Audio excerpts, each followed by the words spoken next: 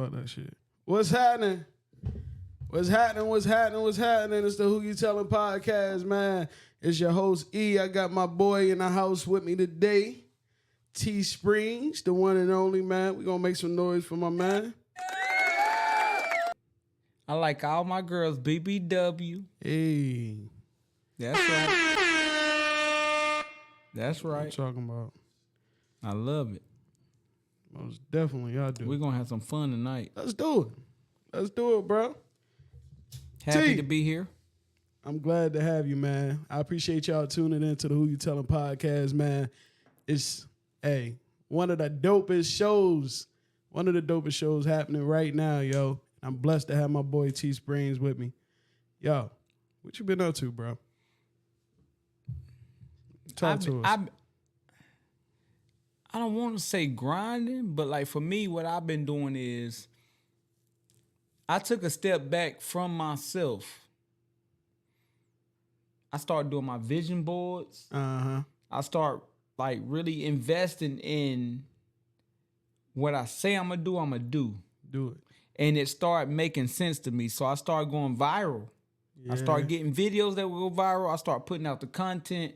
I started putting in the effort. And I've been so blessed in the last 2 months because I committed to me. Yeah. Like a lot of part of my career, I've been like invested in the Ryan Davis brand and making sure everybody eat. And in a sense, I've been making sure that I don't starve. But am I eating? So like I really took time out in the last 2 months and said, you know what? I'm gonna invest in me. I'm gonna put this all into me. I'm gonna do what I want to do. I'm gonna do it my way, and I'm gonna wake up every day and stick to the script. And ever since I've been doing that, man, things have been like really taking off. And it feel like it's fast, but I'm 9 years removed from the first time I did stand-up comedy. The first time I ever hit a stage, it was 9 years ago, 2015. That's crazy. I still had locks. Yeah. My first video, like I still had locks. So like for me, where I'm at now, to other people that feels like fast, quick. But for me, I'm like, nah, this I'm right where I need to be. Like I really got the comedy, I really got the knowledge, I got everything that cultivates into being successful. So I'm in the era right now, if y'all seeing me, it's at the point to where in a year from now, y'all gonna be like, okay, I seen that happen. It ain't gonna seem fast and quick. Yeah. You know what I mean? So like I'm there and I'm happy about that. Yeah. I'm happy about that. That's dope, man. I've been seeing the reels, man. This shit been taking off, man. I've been seeing the numbers. It's hard, man. You posted some real shit the other day about it was funny, but it was real about how hard it is, like doing original content. Oh man. Just doing original content. You ain't biting off of nothing. I personally, I'm from the hood. Like, I'm from the streets. So, like, if a guy... I grew up watching corner boys sell crack. So, it used to be, like, 6 guys on the corner selling crack that all grew up together. Yeah. But none of them hated on each other. Yeah. Like, either I'm going to make the sale or you're going to make the sale. But by the end of the night, we're all going to have money. Yeah. So, I grew up with that mentality. Yeah. So, when I go on the internet to try to make content, I'm not going to steal somebody else's content to make it my own. Right. I might be inspired by the content, yeah. But I'm not going to take your entire video and just repost it. Right. So like I'm sitting daily trying to figure out original content to make. And then when I see somebody that has 8 million views off just reposting other people's shit, I'm like, what the fuck? Yeah. Should I be stealing too? Like, what the fuck is happening? Do you think that you would ever fall into that lane? I can't because I won't respect it. Yeah. If I take somebody else's video and post it and it has all them views, I wouldn't enjoy it. Yeah. I went viral maybe 5 times. Yeah. I have like 5 videos that have over 1 million views. I have one that has like over 100 million views. But like even with those videos, I love those videos because I'm in them. Yeah. That I thought about how to do it. The art of it. Yeah. But if I just went to your page, downloaded your video, reposted it, and it gives me 10 million views and another 100,000 followers, I would feel like a fraud, bro. I would feel like a fraud. Like that shit is no gratification out of that because there's no art in it. Damn. You didn't draw. When you break it down like that, like it's like that's completely what it is. That's what we call plagiarism already. Yeah, because I can do voiceovers. Yeah. Now when you take an original audio, but you make it your own, like I have a video that's like my most popular video, and it's me on a plane. Yeah. Someone asking for some headphones, but I mistake what they say is head from you. Yeah. And I did it on a plane on purpose because I feel like in that atmosphere, people ask for headphones. Yeah. So like I made it seem like that's what I thought they was asking. So that video now, it has over 100 million views. And I'm not mad that I don't make money off of it, but I get the notoriety. My face is in it. Exactly. It's me. I took an original audio and reposted it my way. But also what I did in the act of doing that, I made sure that the original audio guy got his credit. Yeah. I reposted his name, his tag. Yeah. Even when other people stole it and reposted it, I put their tag. I put his tag. Yeah. I went in the comments and made sure he got recognition because he's the original. Right. And he respect me for that. Yeah. I would never take somebody's audio or video without incorporating them in it. Yeah, because that's corny. Like, what are we doing? What are we doing? Yeah. I can't take the Knuck If You Buck beat and make a song about it and not pay homage. Right. Yeah, you so like it's the same way. You're sampling, you need to do that. Yeah. No, I agree with that 100%. 100%, man. I know that I asked you about what you had going on. What you got coming up? Okay, so coming up, I got the August the 30th at the Swanee Theater at Kannapolis, 200 West Avenue. We have sold out an entire 7 o'clock show, so they added a 9:30. Wow. They reached out to me. We sold out 330 tickets in Kannapolis without radio, without any celebrity push, without any help. I strictly did it off word of mouth, being part of the city, Facebook and Instagram. And we sold out our first show. And right now we have a second show that's added, and I think it's maybe 160 tickets left on that. So we have over half of that show already sold out with 7 days left. Wow. And it's right in the heart of Kannapolis where historically, this is not trying to be racist, but I have to say it. Historically, black people haven't been welcomed in this building. Got you. Okay. That's the city of Kannapolis reached out. Gene Dixon, Becky Toll, Reagan, Danielle, Melinda, Kristen. These people reached out and said, hey, I seen that you've been trying to acquire this building for what you're trying to do. Let's do business. Right. And we created a deal. We got to it. And so far it's been profitable for both parties. And it's historical because now we have our foot in the game. Yeah. We just got to do our part. So like that's the biggest thing that I got coming up. And now we're about to get back on the Ryan Davis tour, which that is what it is. You excited about that? Going back I'm always excited about going back on tour, you know what I mean? But I think people, especially a lot of comics that don't go on tour, they look at that and say to themselves like, oh man, you're a touring comic. But they don't know it costs me to travel. Yeah. It costs me to eat. Right.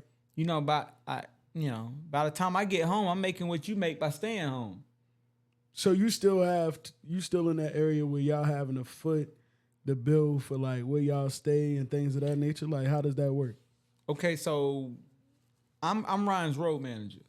So I get the deals. They come to me after they finalize by his real manager. Yeah.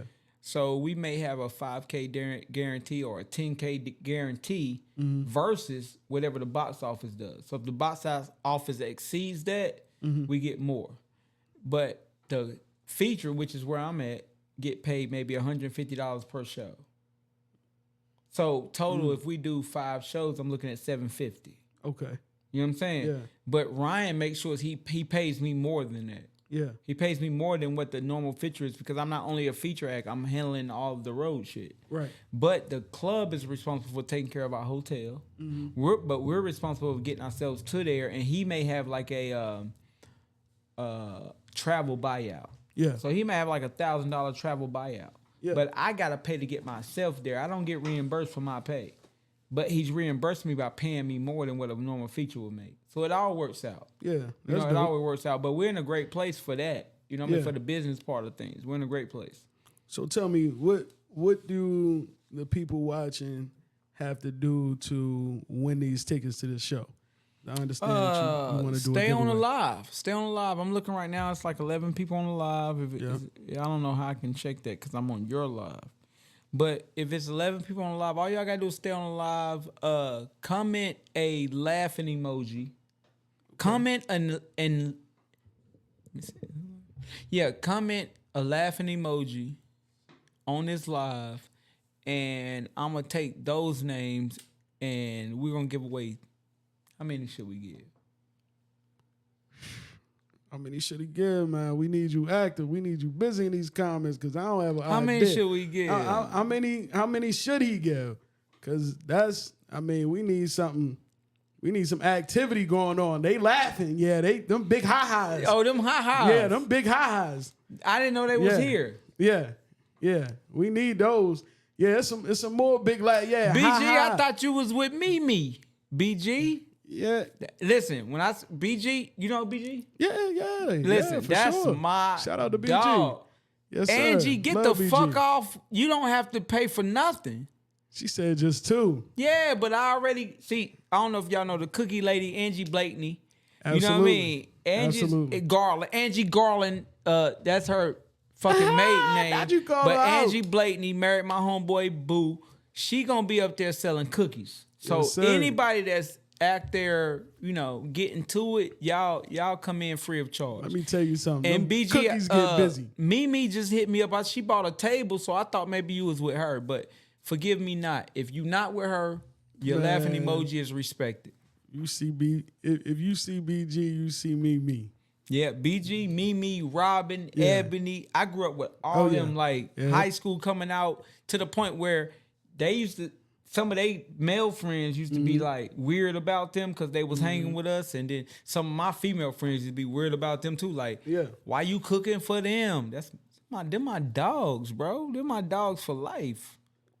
Okay, so you with her, Hey, BG, man, we y'all good. go ahead and share this for me, man. Stop playing with What it. up, Go ahead and Losi? share this for me. What up, Losi? What's happening? What's happening?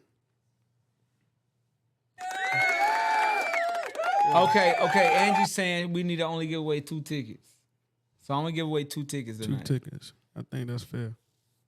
I think 2 tickets is more than fair. Yeah, BG, but I'm letting you know, Jumper, because I'm going to call you Jumper. The name we gave you way back in fucking 2012 or 10 or some shit. But BG that's was the number. nice. That's the name we gave you. But I'm going to tell you, I don't care about nobody being weird. I'm going to love y'all to the death. Them was real genuine friends for me. Yeah. And I was fortunate enough at 16, 17, 18 to have platonic female friends. Yeah. And I feel like a lot of these weirdo men at this age, they don't have that. They never experienced that, My so they man don't know called how to him weirdo. coexist. I got to say weirdos My man without said saying weirdo. the real word I want. But Yeah. like a lot of them never had platonic female friends, so they don't know how to coexist with a woman and it not be sexual, for it not to escalate. Yeah. Yeah, so yeah, BG, her crew, we was always cool with them, man. That was always love. That's dope, man. That's dope. Definitely having a female friends, man. I myself always geared towards not having friends. You know what I mean? Just gotten plain there. and safe. I've gotten there. Yeah. Me Just plain and safe. and Ron Davis right now ain't really cool. Nah, get out You of can't here, man. you can't believe that though. Nah, man. I ain't even hearing that, man. And me and You Ryan about ain't to even tell cool. some type of story, man. Come on, man. Well, Ryan, I found out Ron was sleeping with my girl. What? You don't believe that? Boy, get the fuck out of here, nigga. Yeah. So what happened was I had inclinations that my girl was cheating, and I couldn't figure out what it was. And I followed her. You know, they got the little air tags, little location shit. And I followed her one night, and she went to a hotel. Yeah. And it was raining. And I got out the hotel, and I got out my car, and she went in the hotel, and I went to the hotel too. And it was like a valet guy. Uh-huh. And he stopped me because he recognized me, coincidentally to me. I don't think that I get recognized mostly. Yeah. But he recognized me. He was like, "Hey, yo, you the dude with the video on the plane. You be with Ryan Davis." Like that. Right. I'm like, yeah. So he asked me for my autograph. Mm-hmm. And I signed the autograph. And at that moment, he said, He said, wow, that's crazy. I got the autograph from Ryan Davis tonight and T Springs. So I knew he was in there with my girl. Oh, hold on. Hold on. That's a story from the 5 Heartbeats, right? So nah, none of that never really This happened. nigga That's just my stupid dog. as hell, man. What the fuck? That's a story from the 5 Heartbeats. Ryan never done nothing like that, bro. Look, Yeah. they even saying we don't believe you, bro. Like, I'm listening to this I wouldn't do story. that. I'm just like, man. I've seen this what? before. I've seen this before. Yo, man, you Look, stupid, they man. say, nigga, that's the 5 Heartbeats. Nigga. They catching on, man. It was raining. I'm Donald Duck Williams, nigga. I'm crying, man. I'm crying. Nah, that's my dog, man. We locked in. And I take my hat off to Ron Davis because throughout this whole process when we putting this show together at the Swanee in Kannapolis, Ron is taking a seat back. Like he's purposely not stepped on me. Yeah. Like if you look at it, I've sold over 600 tickets just on the strength of me. My social media. That's crazy. That's my what's wild, streets, bro. my IG, my Facebook. He hasn't put out a drop yet and introduced this to his fans. Yeah. And some people are like, damn, why he ain't help you? He's helping me by taking a step back and letting me know that you got this. Yeah. You can. Exactly. And I respect that, man. So shout outs to him, bro. Man, it's even going- my parents, my mom. Yeah. My mom like, so what Ryan gonna do?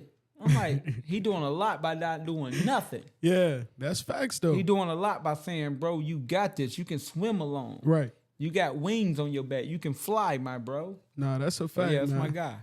That's a fact. So, I mean, at the end of the day, man, you know, just having that type of person in your corner can be valuable, but being able to stand on your own is going to feel different at the end anyway. You know what I mean? Like, it feels totally different knowing that you was able to do that and do that push, man. But 600 tickets is wild, bro. No, this shit is crazy. At the Comedy Zone, I think the Comedy Zone holds about 360. Yeah. And when we do the Comedy Zone on a 5-day show, 3-day weekend, Friday, Saturday, and Sunday, it's like 1,500 tickets. And that's a sellout for us. Wow. Right? But I'm looking at the crowd while we're doing it, and I'm saying to myself, like, 80% of these people are from home. Yeah. From Kannapolis Concord. Yeah. They coming down just to support us. Yeah. What do we need the Comedy Zone for? And it's Yeah. no shot at the Comedy Zone. Great people down there. Ted, Hefner, all those people are great people Respect, down there. yeah. You know what I mean? I love doing business with them. Facts. But the mindset is why can't we capitalize off that? Yeah. Why can't my people just drive 4 minutes, 7 Yeah. minutes to come see us, to come support us? Yeah. Because I personally feel like with the rapport that I've built in the city with people like Losi, Carlos Russell, Shut you know up. what I mean? People like that, they come to everything I have going on. Yeah. If I got shirts, they're buying it. Right. So why introduce a middleman? Mm-hmm. You know what I mean? So my pursuit of the Swanee, of trying to get a venue that's right here where we are, is that. It's completely that. It's seeing the market value and saying, I'm not going to have my people travel to Charlotte. I'm not going to have my people pay this price. I'm not going to have my people buy food from them, buy alcohol from them. I'm going to keep that money right here where we are. Yeah. I'm going to keep that likability. I'm going to grow our popularity. I'm going to make them respect the black dollar. Yeah. Because it's still green. Yeah. The black dollar is still green. That's a fact. So that's kind of where I'm at with it right now with what I'm doing uptown. Man, I love that, man. That's dope as hell, man. And those tickets are still online, right? You still got... Damn, that's crazy how you got that shit. Yeah. The second show, not that one. All right. That's the first show. That one sold out. Okay. And anybody that's watching, if you have shows for the first show, I want y'all to know that it was not intentional that I thought that we was gonna have a second show because I would have had both of them at the same time. The first show, when it popped up, we got that sold out. They offered me a second show. And if you want to get your tickets transferred to the second show, just hit me up. I'll be able to help you with that. You know what I mean? We can get you on a second show if you wanted to, come to the 9:30. But the first show starts at 7. It's on a Friday. So a lot of people was afraid that I might not make it on time because I'm trying to hurry up and be there. I get off at 5. Yeah. I got to beat traffic. I got to get changed. So if you feel like it's more comfortable for you to make it to the 9:30, hit me up personally. We can get you transferred over. That's dope, man. But like yeah, that. man, it's a lot of work that's been involved with getting this done. And I'm not thinking about right now. I'm thinking about past now. What we can do going forward. We can put another show on 4 months from now. Bring a higher A-list celebrity, Carlos Miller, Chico Bean, DC Youngfly, Gary Owen, Dion Cole, Corey Holcomb, those guys. Bring them to our city and then not hurt they Charlotte money. You know what I mean? So we thinking past it right now. That's dope. Y'all see it on the screen, man. Go and get your tickets. They on sale right now. You know what I mean? You was coming in, you was talking about, getting your tickets. Everybody should have it. You was talking some shit. You know what I mean? I want to let you know that I'll be donating in the morning. You know what I mean? And I have my ticket by the morning. You know what I mean? Hit the clap button over there. I'm gonna be donating for sure. I'll be donating. And they ain't got no bonuses right now, but if you need it, you know what I mean? There ain't no excuses, man. The money is on the table, man. You can come with me. You know what I mean? We can hit your ride together. And I'm a regular nigga. Like I look out. Yeah. You know, motherfuckers hit me up directly. Like I try to put it together for them because I want everybody out. I don't want nobody at home thinking about money. For sure. Like hit me up. Like we'll figure it out. Like I want everybody out there. I want people that ain't there to feel like they should have been there. Thanks. You know what I mean? It's Memorial Day weekend. It's the first day of the Memorial Day weekend. So I want everybody out there to feel like, this was feasible. Yeah. Like I see people pay more than that for Mike Epps. Oh, hell Country yeah, Wayne, a fucking, you know what I mean? I see it. Moneybag Yo. Like I was down there. I seen y'all in the building. Yeah. So like if y'all able to go do that for people that don't know y'all at all and not do that for people that you directly know and you have a relationship with, for me you a hater. You all the negative words I can come up with right now. Listen, man, we getting our tickets, man. We ain't bullshit, man. Y'all make sure that y'all go and get y'all tickets. I'm gonna throw it back up on the screen real quick, man. We gonna make sure that y'all know exactly. Ain't no excuses. Y'all know exactly where to go. And that's the second flyer. Yeah. I paid to get that second flyer done right there. That's the one that's saying like, yo, we got a second show. That's the encore. That's the curtain call. That's the curtain call. Like, yes, yo. Sir. And they call me. Yeah. For them people to call me uptown and be like, yo, what you think about doing this? It let me know. Like they seeing the money. Yeah. They seeing it. Like they didn't understand at first. When we first did this, they was like, okay, cool. And then in the first day, y'all bought 100 and something tickets. In the first week, y'all bought 200 and something tickets. In the first 2 weeks, y'all sold it out. How long did it take for them to hit you up? Like day of. Like, so we sold out on the 1st. The 1st of August, we sold out. Tickets went up on the 15th, so a total of like 16 or 17 days. Uh-huh. The tickets sold out, 320 something tickets. And we were talking about the fact that they didn't even get a chance to promote.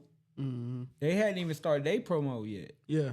Like sending out emails to all the people in their manifest. Right. Because if we send it out now, there's no tickets to buy. Right. So they was like, how do you feel about doing another show? I'm like, cool, when? They was like, day of. Yeah, that's definitely a blessing, like BG Let's said. do it. Yeah. Let's do it. How do we win? You know what I mean? So when we did that, they added the second show. They had it done in like 2 days. So for 2 days, I couldn't talk about it. Yeah. Which is crazy because for those 2 days, people hit me up, man, you ain't got no more tickets? Yeah. Man, is it sold out? And I'm like, yeah. I can't say just wait a couple days and boom, boom. Yeah. Because I got to know that it's in stone. I got to know that it's for real. So in 2 days, they had the website ready. They had I went and got the art done. Yeah. The graphics, everything sent to them. So when they put it up there, it's a hit, but also it's an accomplishment as a comic. I don't give a fuck what city you go into. Mm-hmm. If you got 3 shows, if you got 5 shows, and they sell out to where the comedy club talks to you about adding another show, that's an encore. Yeah. That's just like a curtain call. That's like flowers thrown on stage. Yeah. So in my city, That's to huge, know man. that y'all have supported that well, Yeah. to where the city of Kannapolis is like, yo, how do we figure this out? Right. It's a beautiful thing. How did you think it was gonna go? I wanted to sell 100 tickets in the first day. I wanted to sell out the first show. Yeah. No, didn't think past that at all. Yeah. In 17 days, August the 1st, when my name went up on the marquee and it sold out that night completely, I was content. Yeah. Because now I can concentrate on that. Yeah. I thought maybe now I got 30 days to really put out more promo and make people that didn't come feel like they should have. Yeah. So when I go to do a second one, I can do 2 in one night. Right. But when they reached out to me and was like, yo, what's up? Yeah. It opened my eyes up to the fact that my name being on the marquee is bigger than me. Mm-hmm. It's bigger than me. Yeah. I'm trying to knock down doors right now to where when I go to them, I can say, hey, I want to do something with this venue with this person. Mm-hmm. Hey, I want to do something in the city with this situation. Mm-hmm. Hey, I'm getting a key to the city. Right. I'm thinking like that now because I'm developing the relationships. Mm-hmm. But I'm also showing them the value. So, like, I didn't think that we were doing 2 shows in one night. I thought maybe if we do one show, 330 people come out, another 700 people going to feel like, damn, I should have bought tickets. I waited too late. Yeah. So, on the second round, when I do 2 shows, both of those will sell out. To sell out 2 shows on the first joint, it's like, I think it's equivalent to what people say when they get the Holy Ghost. Like, you know, you get a little teary-eyed, you get a little emotional, and I'm a sensitive guy. Like, I don't subscribe to that whole macho shit. Yeah. You know what I mean? So for me, it was like an ode to everything I put in the last 15 to 20 years, maybe 25 years. Yeah. But like I've been having parties and doing stuff since I was 15, 16, where I created a relationship with the public here. Right, right. Like everything I do is going to be legit. Everything I do is going to be fun. It's going to be safe. Yeah. So when I go to do something here in the city, people come out in masses to support that because why not? Yeah. He's a likable guy. He show love at everybody else too. Absolutely. But I didn't think that y'all was going to sell 700 tickets, bro. That's crazy. Yeah. It's crazy. And the booth sold out first. The lady asked me, do you think these ticket prices are too high? 25, 50, 75. You got $500 booths, $1,000 booths. Yeah, I noticed that. She was like, you think these tickets going to be so high for this market? I was like, trust me. I know my people. Yeah. I know the drug dealers. Yeah. I know the nurses. Yeah. I know the DSS workers. I know these people. Yeah. I know all them. over. This is gonna be straight. And for it to sell out at that ticket price, it's overwhelming. It's overwhelming. That's crazy, man. That's crazy. 700 tickets, man. Shout out to the city, man, for that. I gotta it ain't about me. Yeah. Shout out to the city for that. It ain't about me. I feel like I'm at that juncture of my life where I've created rapport, and now it's for me to open up doors. Yeah. So for the show, I have 2 food trucks coming. Ooh, who you got coming, man? I got Lily's Kitchen. Okay. I got Evar Johnson with the pastries. I got Angie Blakeney. Can we find these people? Yeah. All right. Let's find these people. Tag them. Yeah. Ebony Jones.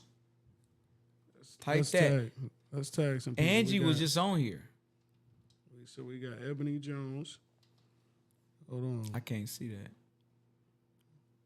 Right here? Right there. That's Ebony Jones. All right. Then we got Angie Blakeney. She's going to be up there with her cookies. Okay. Cookie lady. Who else we got? Evar. EVAR. Johnson right there. That's right. Boom. Already. Boom. Who else we got? And you did you tag Angie Blakeney? Yeah, she was already on here. Okay, yeah, but I want to make sure she tagged. All right. We also got Trey Massey on the shirts. All right. TRAMASSEY. He took care of my merch, my new merch. I got T-shirts, my new merch. We're gonna get them tagged. I'm seeing it as you doing it. There we go. Already. We gotta get. You know what? I'm ready to give away a ticket. Let's give away a ticket. How do you see who on here right now? Sure, bro. If y'all on here, y'all got to comment, man. If y'all want these tickets, man, let's go to your Facebook and then you can hit the button at the top and see who actually on. If you on here right now, drop a laughing emoji. Cause I'm gonna give away a ticket right now. We're need to that. the 9:30 show, August 30th at the Swanee. I see some hearts going up. It says like, What we got?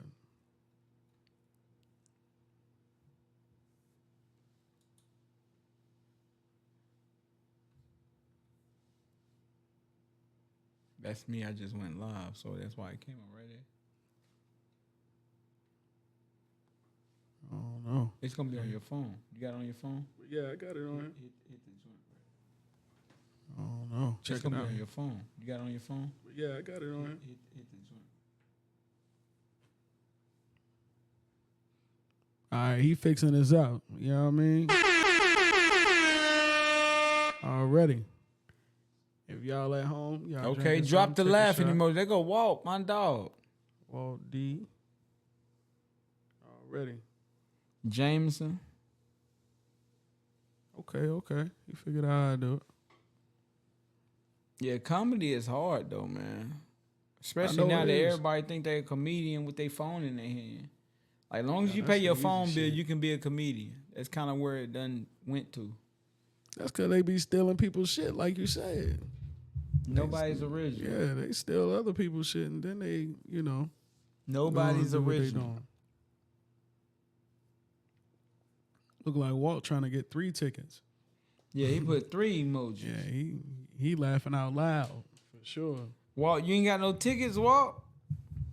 Got to get them tickets in for sure.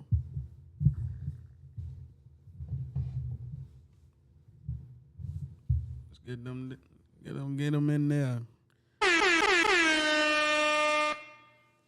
Get these tickets going. Drop them emojis for a chance to win those tickets. Yeah, Ebony Jones came through. Go ahead, drop those emojis for a chance to win those tickets. Walt, just pull up, bro. We get that done. Yo, Lee, what's going on? I'm just out here shouting you out. We talking about the fact that I'm not one of those guys, you know. I'm from the city, so when I reached out to everybody that can be involved, I made sure it was homegrown. Yeah. You know, your food truck, your what you do. Evar, he's from the city. Yeah. Went to school at Brown. Angie Blakeney, she's from the city, Concord area. So Yeah. I'm not going to outsource. You know what I mean? Everything that you're going to see the night of is going to be strictly Kannapolis, Concord area. Yeah. Food, T-shirts, vendors, everything across the board is going to be us. Yeah. You know, so any money that's up there to be made is going to be us. That's a You know fact. what I mean? I would never reach out to a food truck. And I got homeboys that's from Greensboro, Yeah. Charlotte, that's into that. But they respect the fact that I'm going to talk to my people first. Yeah. You know what I mean? That's respect. I reached out to Angie myself. Yo, Angie, what's up? Like, So she gonna I have know the you do the cookies out cookies. there. I know the you do your pies. thing. What else she gonna have out there? I told her I'm going to have a table. Yeah. You do what the fuck you want to do with the table. And I paid for the permits out of my pocket. Yeah. Like, I went through the city and got the permits for them to be able to vendor. Yeah. You know what I mean? Because that $25 a piece, whatever that costs, Yeah. get paid because I'm about that. Because I wish somebody would have did that for me. Yeah. And I don't need no recognition back from that. Yeah. I don't want no percentage of what they make. Eat. That's dope, man. Eat. That's dope, man. Eat. Why are we not all winning? Man, they be charging like $250, sometimes $400 depending on events. And it's only a $25 permit, bro. Like, it's only a $25 crazy. vending permit for you to set up. So if I'm taking on that price and it costs me $25, but I got people over here buying $25, $50, $75 tickets, $500 booths, $1,000 booths. Why can I not, for 4 or 5 people, pay the price that it costs for y'all to come up here and make money? Oh, that's true. And I don't want nothing back off of it. Eat. That's a fact. So we all can eat. I don't want to be the only. I'm afraid of actually being the guy. It's more like a survivor's remorse. Yeah. Like being the guy that ends up at the end of the night with the biggest check. Yeah. Like I'm the only one that made a profit tonight. Yeah. Like I don't see no win in that. I don't see no win in that. You literally putting people in different places probably with this event. I mean, you already know that a show and a half is already sold. So that's guaranteed foot, you know what I mean, traffic coming right through. Naturally. You setting it up. Even You to know my they gonna be comedy show. hungry. I've never did a comedy show. Most comedy shows that I do is an hour and a half straight through. Yeah. This comedy show, I'm gonna do an hour and a half, but I'm gonna have a intermission in between. I'm gonna have a 20-minute intermission where the DJ gonna be able to, the DJ from here. The DJ gonna be able to do what they do, but people gonna be able to go to the bar. Yeah. People gonna be able to go outside, get more food. Yeah. Spend more money with other people than just sitting there watching a comedy show. And I love the setup. I love the setup. Like I'm all about that. Yeah. And if it ain't that, I don't want to be involved. If the only person winning is the headliner or the promoter, I feel like you taking. Yeah. So if somebody that was what I would call foreign or an alien, somebody from out of town coming into the town of Kannapolis and renting out the Swanee Theater and getting my neighborhood, Cabarrus Arms, Rutledge Town, Concord, Size Town, all these places to come spend money with them, but then they get the fuck back out of town, that would be a problem for me. Yeah. Because you ain't from here. You capitalizing off the fact that in Kannapolis, Concord, Salisbury, surrounding areas, we all have to go to Charlotte anyway. Right, right. But now that we trying to do something here, you trying to come in and capitalize off that. Yeah. I know the value of my people. Absolutely. But even with the value of my people, I'm trying to put it in a position where everybody can eat, not just me. And you changing also a perspective of a lot of people, you know, and what their idea of us partying and things of that nature may look like. Yeah. And I love that because it's a lot of times we don't get to have those good times here because of past experience or, you know, past experience, but also opportunity. Yeah. You know what I mean? How many things are open to us to be able to show that we're not what we was? That's a fact. You know what I mean? So like, again, I'm dealing with city council. I'm dealing with people it's an election year. That's true. I'm talking with them directly. Yeah. Like I'm going tomorrow to take pictures and be in front of the marquee with city councilmen. Wow. But it was this process of them not knowing who I was, not believing at all about what I wanted to do, to me doing it, and y'all coming out and showing that. Yeah. To where now they want me to come up there and say, hey, I want a picture with you. Yeah. I want to know you. I want to create a bond with you. But me also being knowledgeable enough to know that this bond, it ain't me and you. Yeah. It's you and us. Yeah. It's you and us. So now that I'm shaking these hands, I'm taking these pictures, I know I can come with an idea that you have and say, hey, listen to me.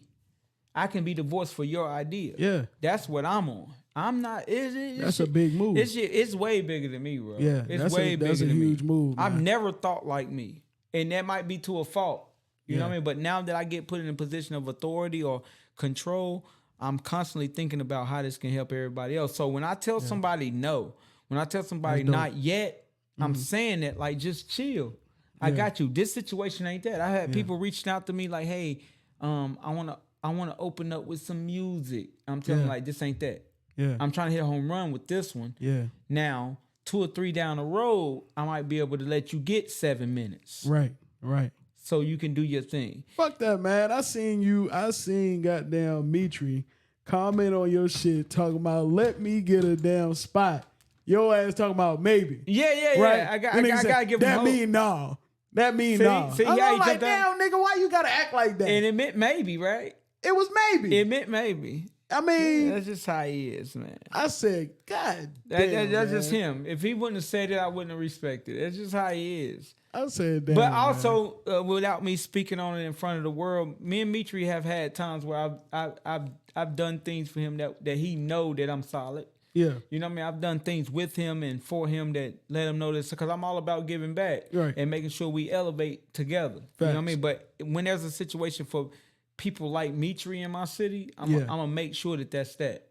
But the show that I got going on with Amston Hughes, Tyrone Burston, those 2 guys, I owe them this. Yeah. We had sought out to do something right before COVID hit at the Comedy Zone. I already sold 150 tickets and COVID hit and it canceled that show. Yeah. So for this show, I got to make sure I take care of them first. It's disrespectful to them for me to have Mitri and other acts on that show, and they be like, "Damn, I thought we had something in the works." Right. So I got to go back and clean that up. Absolutely. You know man. what I mean? So It's for me, only for fair. people like Mitri and other comics surrounding areas, I plan on working with all y'all. Yeah. Because I want to see all y'all win. And if it's some way that I can take my light and make it shine on y'all too, I'm with that. Facts. You know what I mean? But when he jumped out there like that, like, then nigga, that mean no. I was like, typical. Niggas.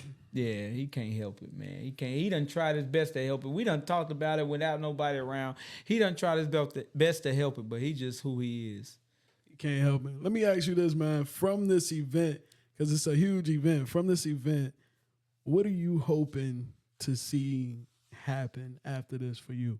I think it's going to be For me huge. personally? Yeah, but I want to know from you.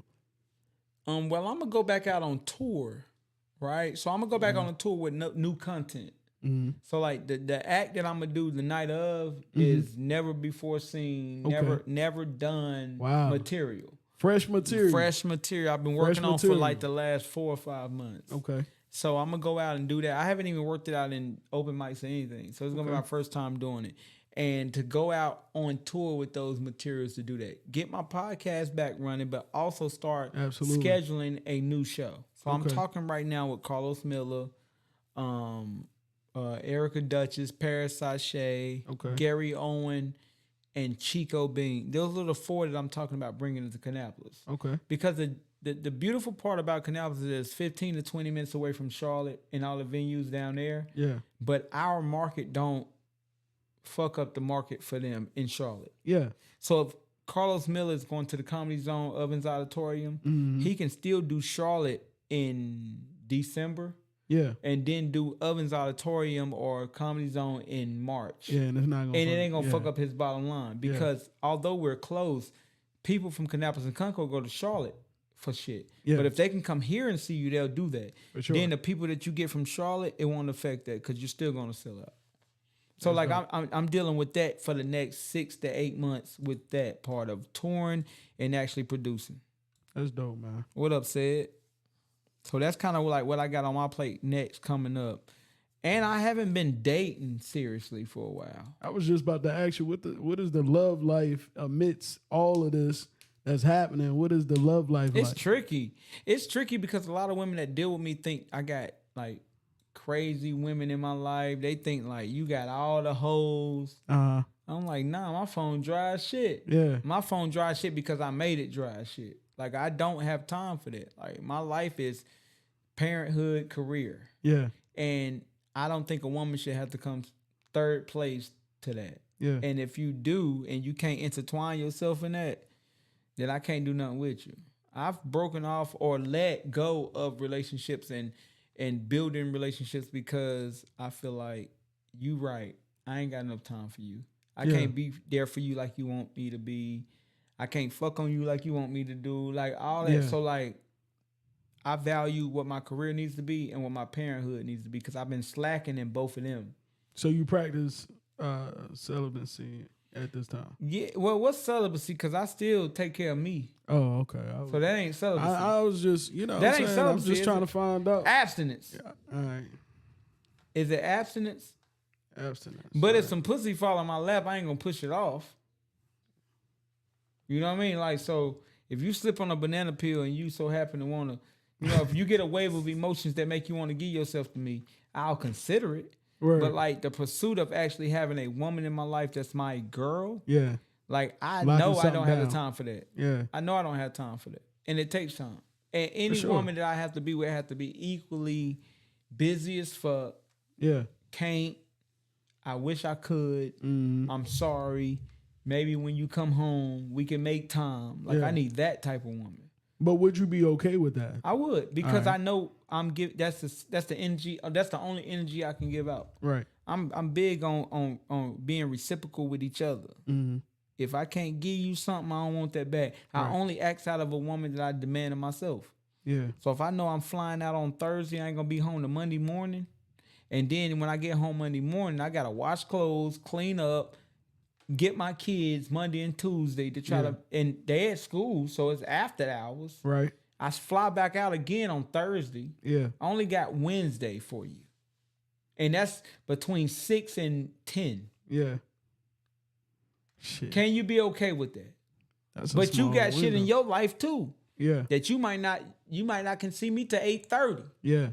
So now we 8:30 to 10. But is you gonna stay with me late, or I'm gonna stay with you late till 4 in the morning? My flight at 7. Yeah.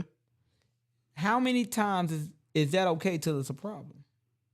So you just haven't ran across that person yet. I may have not, but also I don't see him either. Yeah.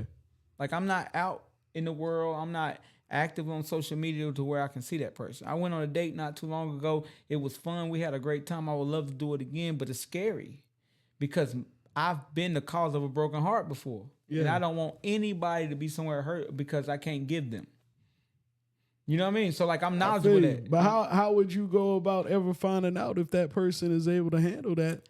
I would become successful in the first two things that I said. I would become successful as a father, where the mothers of my child has less to worry about. The mothers of my children don't have to do as much as they already have to do. That they're financially stable because of my help. Right. Then I would have to become solid and comfortable with where I've placed myself in my career. Yeah. To where when I acknowledge or come across a woman of that stature, I can respect her and allow her to be part of that as well and me part of her life.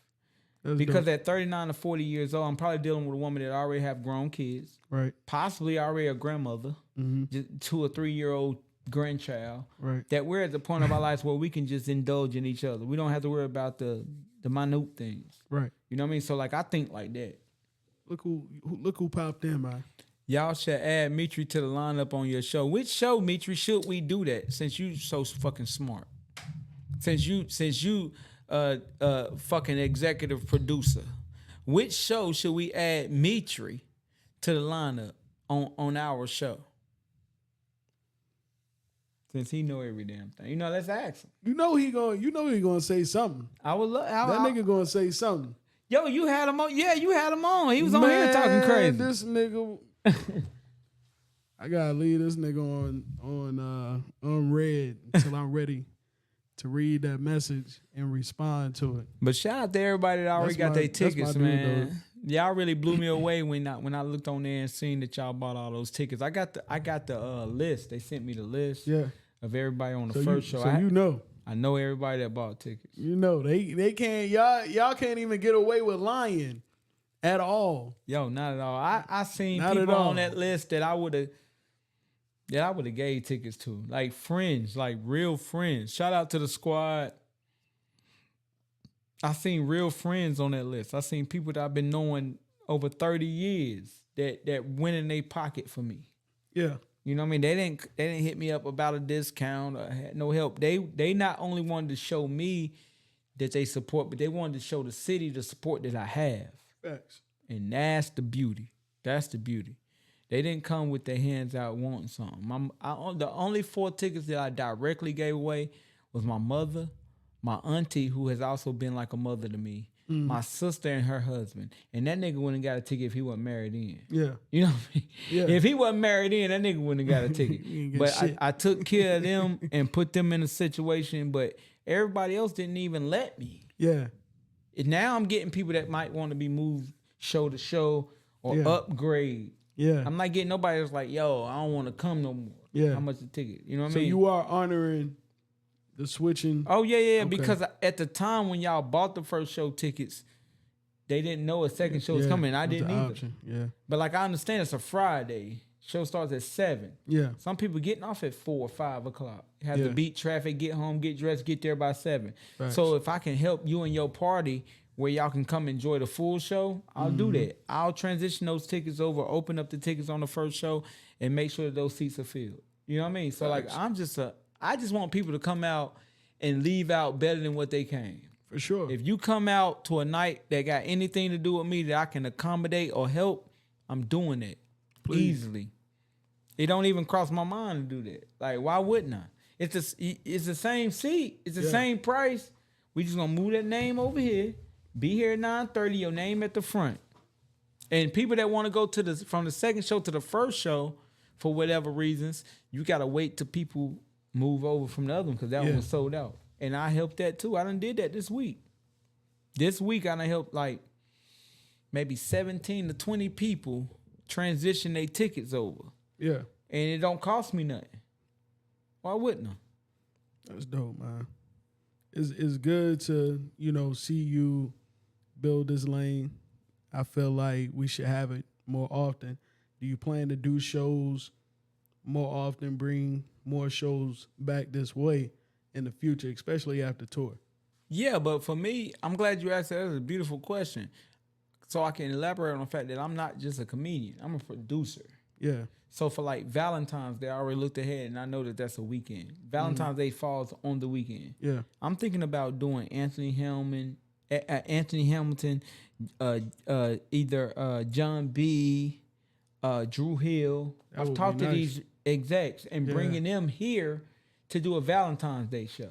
That would be dope. Where it's a concert. So I'm not thinking about just what comedy can do. Yeah. I'm thinking about booking concerts, comedy shows, boxing matches. Dwight Hunter has a boxing gym. He does boxing matches. He did one over at Bethel Baptist. Shout out to Antonio Johnson, Reverend Johnson over there at Bethel Baptist. They did a boxing match over there. People was paying $25 a head to get in there to the boxing shit. So like, why wouldn't I open up this theater that can do all of that if I already had a relationships where I don't have to make a dime off of it? Yeah. Like I'll let these people come here and do what they doing, and I'll get out the way. Set your own ticket price, create your own profit margin. I don't want nothing back because we have built a relationship. Yeah. So for me, I'm thinking past me. I'm thinking past it right now. So for me doing this and how big and heavy it is, I think that it opens up doors for so many different people. You know what I mean? That's Aaliyah right there. That's her dad. Shout out. Dwight Hunter, yeah. So like, building up a venue where it can be a multi-purpose room. Right. You know what I mean? So it's not just, this the comedy show. No, we can move these tables around. We move these seats around. Right. We can move everything the fuck out. We can build a concert. Right. I can have Tank, a good friend of mine, come to Kannapolis for a fee and do the Swanee Theater one night only.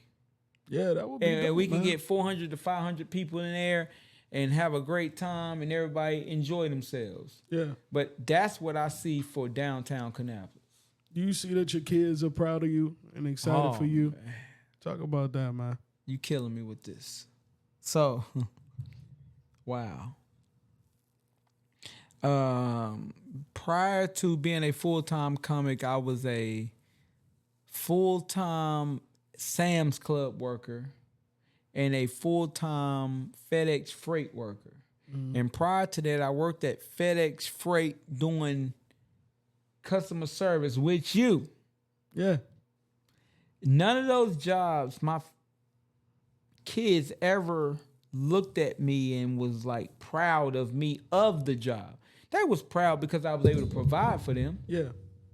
But when I had to work a cash register or pull carts at Sam's Club, they never like talked to their friends. It was like, yo, my dad, the guy at the cash register. Yeah. But when I started doing comedy and was able to take flights and send my kids pictures of me on a plane or pictures of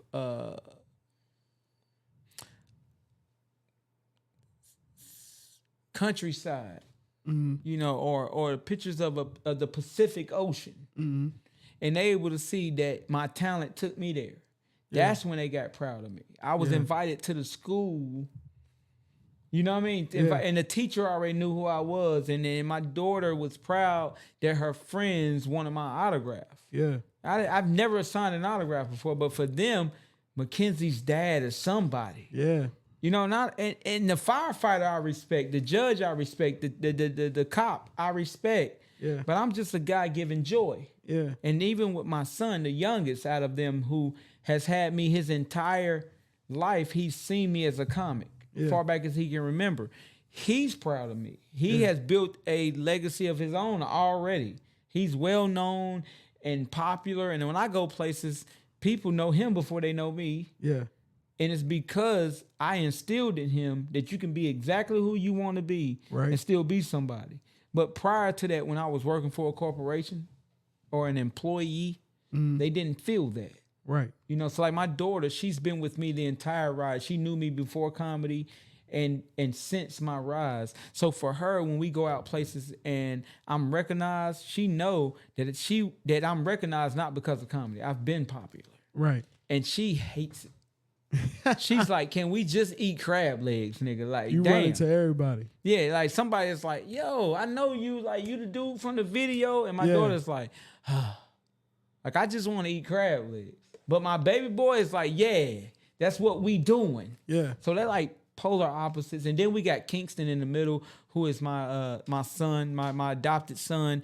And he's kind of like on the fence of like he's just even kill across the board. He don't care, don't get hype about nothing. It's what it is. You know what I mean? But like for my kids seeing that, I think what I'm showing them is like, you can go to college because you're academic. Yeah. You know, you big on education and all that, but like there's things you can do out here and be yourself completely. Yeah. You know, so through conversation, I allow them to dress themselves. I allow them to whatever hair you want. Yeah. You know, whatever you want to do with your haircut today, whatever you want to do with your hair, do. Yeah. You know, however you want to dress, whatever you want to do, whatever theater, whatever job you want. Yeah. Like I never try to box them in. Mm-hmm. And it's because I'm showing them I'm not. Yeah. And I allowed them to be a part of my career. So I've been a comic for 9 years. Yeah. Over that 9 years when I was in a relationship with their mother, Virginia, Atlanta, DC, of course, Charlotte, Greensboro, Raleigh. I don't name those because they're in the state. I'm going to say about 6 cities I've allowed her and the kids to come as well. Yeah. So while on the road, they can see that I'm not choosing comedy over them. Right. That this is a family thing, that I can do both. That I can go do my comedy between 7 and midnight, but throughout the whole day, we can go bowling. We can go to the mall. We can go shopping. We can go to Legoland. We can go do things. And even as a relationship, just me and you can go. You can see that the reason why I call you at 1:30 a.m. on FaceTime is because this is exactly when I get back to my hotel room. Yeah. It ain't that I done did some shit between 11 and 1:30. Right. I'm still at the club. Right. So having those type of interactions with my children and knowing how to move as a husband or boyfriend in the comedy lane helps.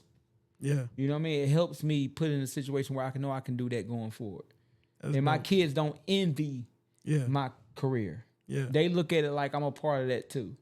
That's dope, man. And I benefit from it. That's dope. I'm just trying to get my child support paid. That's all I'm trying to do. Trying to get your child support paid. That's it. Man, that daughter's mother, she ain't coming up off of me. But it's also it's a you know, it's one of those salute understandings. Yeah. Like if she ain't dropped it yet, she must believe I'm somebody. You know what I mean? If she ain't dropped it yet, she believe in you. If she ain't dropped it yet, she in her mind, she like, nigga, you gonna be somebody. Yeah. I see you on your way and I'm gonna cash this lottery ticket. Have you had that type of support from your children's mothers? No, I said child support. I don't think you heard me. So I'm saying though, like in terms of your career though. Okay. You asking some good fucking questions. Yeah. I want to know in terms of the career. So for me, I said we was gonna keep it real. Keep it real. You said you was dropping names and all types of shit. So for me, when it comes to my mother's, being real. My daughter's mother, she's never supported my career because we haven't been together during it. Yeah. You know, like once we conceived, that stuff was over. Yeah. You know what I mean? So like throughout the whole process, my daughter's now 17. It's never been a partnership. It's always been just co-parenting. Yeah. And sometimes that's difficult as well. Yeah. You know what I mean? So that's the one that I pay child support for, but I fell short of glory plenty of times where I wasn't working and not able to pay. Yeah. But I'm still a great father. Yeah. But I don't see that improving. Not that it's bad either. Yeah. There was a time when it was bad. Yeah. But it's not bad now at all. But with my boy's mother, when we were together, she was completely supportive because it was helpful. Yeah. It was easy. You know, it's easy to go to the shows. It's easy to, push me to help motivate me because it directly benefits you as well. And it's not a knock to her. But sometimes people get put in situations where supporting me may hurt what they actively got going on. Right. Now she's in a relationship with a good guy and everything like that. So like for her to actually publicly repost my flyers or tell people to go buy my t-shirts, like that don't directly benefit her and the situation she's in. Because it could create an insecurity for the man she's with. Absolutely. So like for me, I understand that. So I don't push that. But I've never been supported or celebrated without being in a relationship. I got you. That's just a manly thing. Like a lot of men are great fathers when they with a woman. Number one dad. Father's Day come, you're getting number one dad mugs. Yeah. But as soon as you ain't with the person, you ain't shit. Not that you ain't shit. It's just just like I ain't buying the mugs. Yeah, I ain't buying that. I ain't buying them mugs. I haven't got a Father's Day gift in 3 years. I've been single for 3 years. Oh, okay, that makes sense. So that's that. You know what I mean? But I don't fault you. I don't fault you. You know what I mean? You're great. You're beautiful. I love you. I love you still because I gotta do more. Yeah. I gotta do more. And that's why most black men think anyway. It's good that you want to do more. No, I definitely. I was just talking to the mother of my child not too long ago about how I can help her. My son just transitioned from elementary to middle school. And I know that's different not only for him, but for her too. Right. You know, the elementary is maybe a 2-minute drive from where she works. If there's a problem, she can be there. Yeah. If he gets out of school at earlier time, she can be there. Right. But now that he's in middle school, his whole after school situation changes. Yeah. So I'm reaching out to her. How can I help? How can I help without you asking me?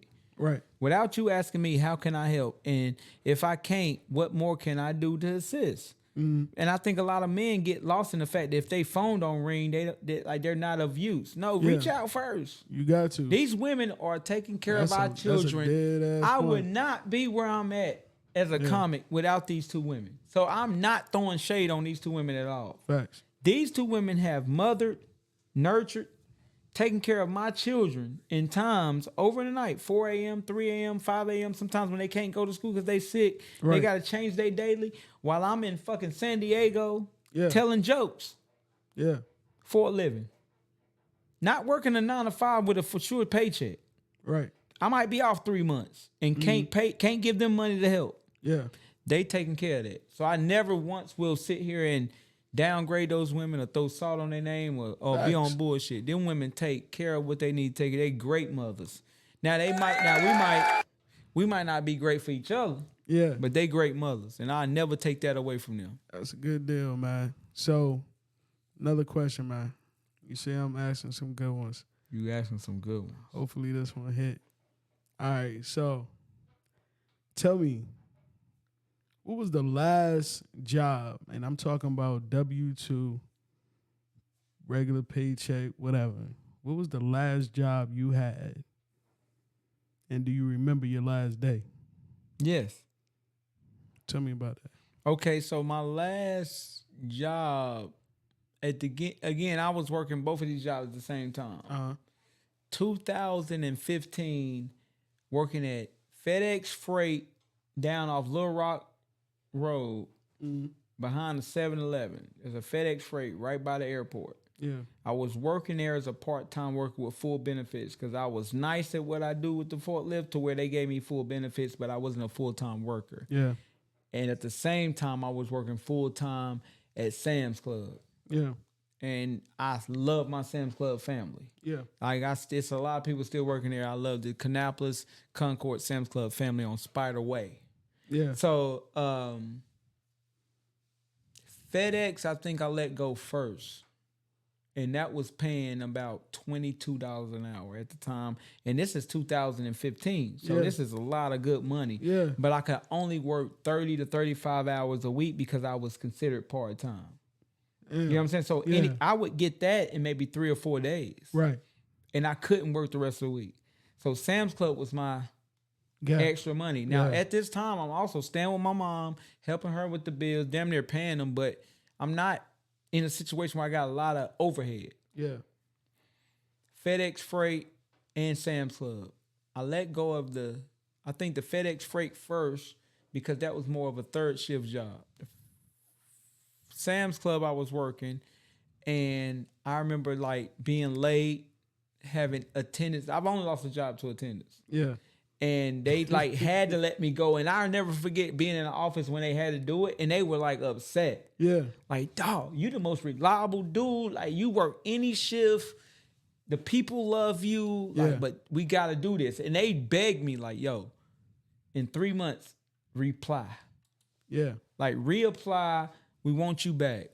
But I remember Sam's Club was it. And I had got Ryan Davis a job at Sam's Club because he needed money. Facts. But I remember during that transaction of 2015, that's when we started to go viral. Yeah. And I asked him, I say, bro, do you want to be a comedian or do you want to be employee of the year? And it like both of us just lived. Yeah. He went viral. We got a tour at the end of 2015. We had a tour set up for 2016. That's dope. So like we quit our jobs and put both feet in the comedy, and God blessed us.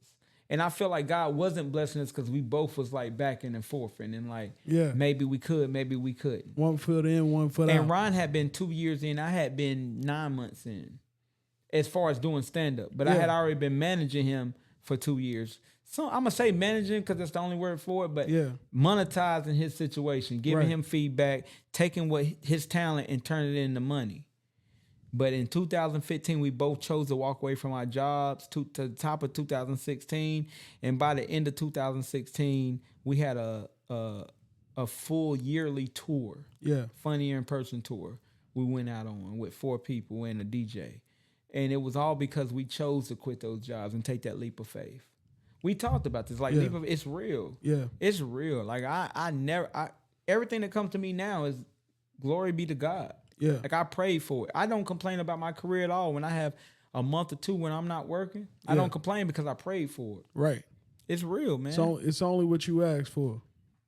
And you go put the work in and it start coming to you, you can't deny it. Facts. You can't deny it. So where we are at, this ain't by chance. Yeah. It ain't by chance. So that was my last job. That's my last like 1099 as far as like Yeah. being a worker for somebody else, like having to feel like ever since then I'm gonna say 8 years completely being that. Where I took on this challenge. Oh, it's been tough That's a too. minute. I don't want nobody to get it twisted. Yeah. Be ready to eat noodles. Yeah. You will be on a ramen diet. Be ready to sleep in the car if you have to. Yeah. Be ready to be on a standby flight that you might not get on. Yeah. I had a flight at 7 a.m. that kept getting pushed back because I'm standby. I didn't get on to fucking 7 p.m. By the time I got to Charlotte, it was 11:30. The day gone. I spent the whole day in flight. Coming back from a show. Minnesota. Minnesota took me to Dallas. Dallas took me to Charlotte. It took me 13 hours because I'm standby. It's hell flying out of there. I mean, but I never complained in the mix of it because this the life. Yeah. That's what you asked for. I asked for this, and I'm being tried. Yeah. I'm being tried, and the devil know what you like. The devil know how to for play sure. you. And Every I personally time. feel like every time there's a blessing for me, God gonna get out the way and let the devil play to see if I'm worthy. Yeah. So when that's happened to me, when things ain't going right, I'm like, I see what this is. Yeah. But when things go right, I get that glory to God. I don't Facts. take credit for it. Like, Yeah. I put in the work, but I ask for the strength. I ask for the direction. I ask for the vision. Right. So I do that. And I think a lot of y'all, especially comics, I'm gonna speak to y'all directly. I can't speak to singers Speak to them. and podcasters and writers. I'm gonna speak to the comics because I got prior knowledge on that. It's not gonna always be sweet. You ain't gonna be in a situation like me where I'm connected with a famous guy. It's Right. not gonna be sweet. You're gonna have to go do a lot of shit for free. You're gonna have to go. You got $25 shirts, but don't nobody want to buy them. You're gonna say, all right, fuck them. It's 10 tonight. Yeah. You're gonna have to do that so you can get some gas, so you can get a bite to eat. By the way, these shirts right here on the table, $10 tonight. $10 tonight, goddamn. Those damn t-shirts. Right here on the table. On the $10 table. tonight. You want a Who You Telling t-shirt, man? Go ahead and inbox me, man. I'm They're getting $10 one tonight. finally. I'm cash apping for one of them. You got a small, Hey, yeah, man. extra small. Hey, those the gas station t-shirts, which is our large, which is equivalent to a small. So I Oh, it promise fit you, right. it say a large. So I'm gonna let you. I'm gonna get one regardless. It's yours. I bro. done had people buy t-shirts and they might not even fit 2X for a fucking nigga that weigh 140 pounds. If you but if it's you the buy love, the it's the shirts support. that's in the smoke shops, Let's give away a ticket. you understand what it is. You know the shirts you got about 2 sizes up. Is Let's it the give it one. Arabs? Hell yeah. Okay, so it's the Arabs. It's definitely Yeah. 2 sizes. I thought. Let's give away a ticket. Let's do it, man. I can't see who the people on here though. Like I'm trying to. We got a lot of people on here. Go ahead, drop them emojis in the comments if you with us. Go ahead, drop those emojis. We're gonna do the Yeah, so it's making me giveaway. get on yours. I need to get on mine. You know, Facebook be doing its own thing these days, man. They change stuff every week. Every week. Y'all go ahead, drop those emojis in the comments so we already know. Drop the laughing emojis and I'm gonna give away a ticket right now. Right now. I ain't even gonna do no trivia or none of that shit. I'm gonna just do it. Angie, what's up, babe? Nick Quigley. Y'all shout out to Nick Quigley. Nick, I don't know if Nick still does it, but Nick does t-shirts as well. Oh, word? Okay. Frank, what's good, brother? We got you and your mother on here. You know I used to give you hell about your fine ass mama, boy. Yeah, shout out to y'all for joining us. Formerly man. Candy Campbell. Formerly Candy Campbell. She's now Candy Bennett. Has been for a while now. I'm gonna see if I can get these tickets away. So we got Frank. Frank, you ain't got no ticket? That's a lot of fucking emojis, ain't it? Hell yeah. Frank trying to get it. Candy, you ain't got. I think Candy got a ticket though. I think I seen your name on the shit. That's for a home girl. Nick, you come out. Nick, I ain't even give you. I'm gonna give you a ticket directly. Come out, bro. August 30th in Kannapolis at the Swanee Theater. Be there, bro. I got you. Okay, Frank said he got a ticket. So they got one. We trying to make sure we give away these tickets tonight, bro. Got two I tickets. want to make sure people come through. Hey man, y'all call in, man. Stop playing. So yeah, y'all can call up here. If you ain't got no ticket, call. Let's do that. If you ain't got no ticket, call up here. Yeah, you gotta call. We in, ain't gonna man. do that emoji shit. Yeah, you gotta call Yeah, up here. First, okay, we ain't first doing caller. that. Let's get it. We trying to get this. Keys, thing call going. up here. Caller, I'm gonna pin that. Now, caller number two, I can go ahead and tell you, we'll give away a T-shirt or a ticket, but you don't know what it is till you call. Brittany Green, you know Brittany Caller Green? number two, huh? You know Brittany Green? Not right offhand. Sound familiar? She always supports. She real good. God, people. so We gotta- see we how gotta that take happen. See how that happen. We got a caller on the line. Yeah. Caller. Yeah, that's Keith. Keys, what's up, boy? You called fast. So you say you and the wifey trying to come out to the show. Yeah. So y'all came out in September. I remember that. Yeah. Y'all came out to the show. Right? Oh, yeah. So because you the first caller, I'm gonna go ahead and take care of that. I'm gonna go ahead and take care of that, Keith. Keith is supported. He's been supporting. Been supporting. Been supporting. Why wouldn't I take care of a supporter? It was that easy, literally. So Keith, what I need you to do is 9:30. Be up there. I'm gonna have your whole name. It's gonna say Marquise. Marquise Jenkins +1. And you be up there and we're gonna take care of you and get you in there, brother. There you go. All right, I got 2 more tickets to give away. I appreciate you calling up, Keith, man. Love the support, man. Oh, Really appreciate that, my G. Oh, yeah. Appreciate that. Oh, yeah. Appreciate Always. Where I need to go tomorrow? You don't need to go nowhere tomorrow. Come up there August 30th at the show. Your name gonna be on the shit. You ain't gotta go nowhere. Just be up there August 30th. It's gonna be 9:30. you. Already. Caller. Man, what's up, man? I need my ticket, man. Who this? This is Lisa. Leesky, Yes, sir. what's up? Ain't shit, man. You I need ain't my coming, bro. You don't come to nothing. You don't come out the house. You go to the pool, you go back home. You go to the pool, you go back home.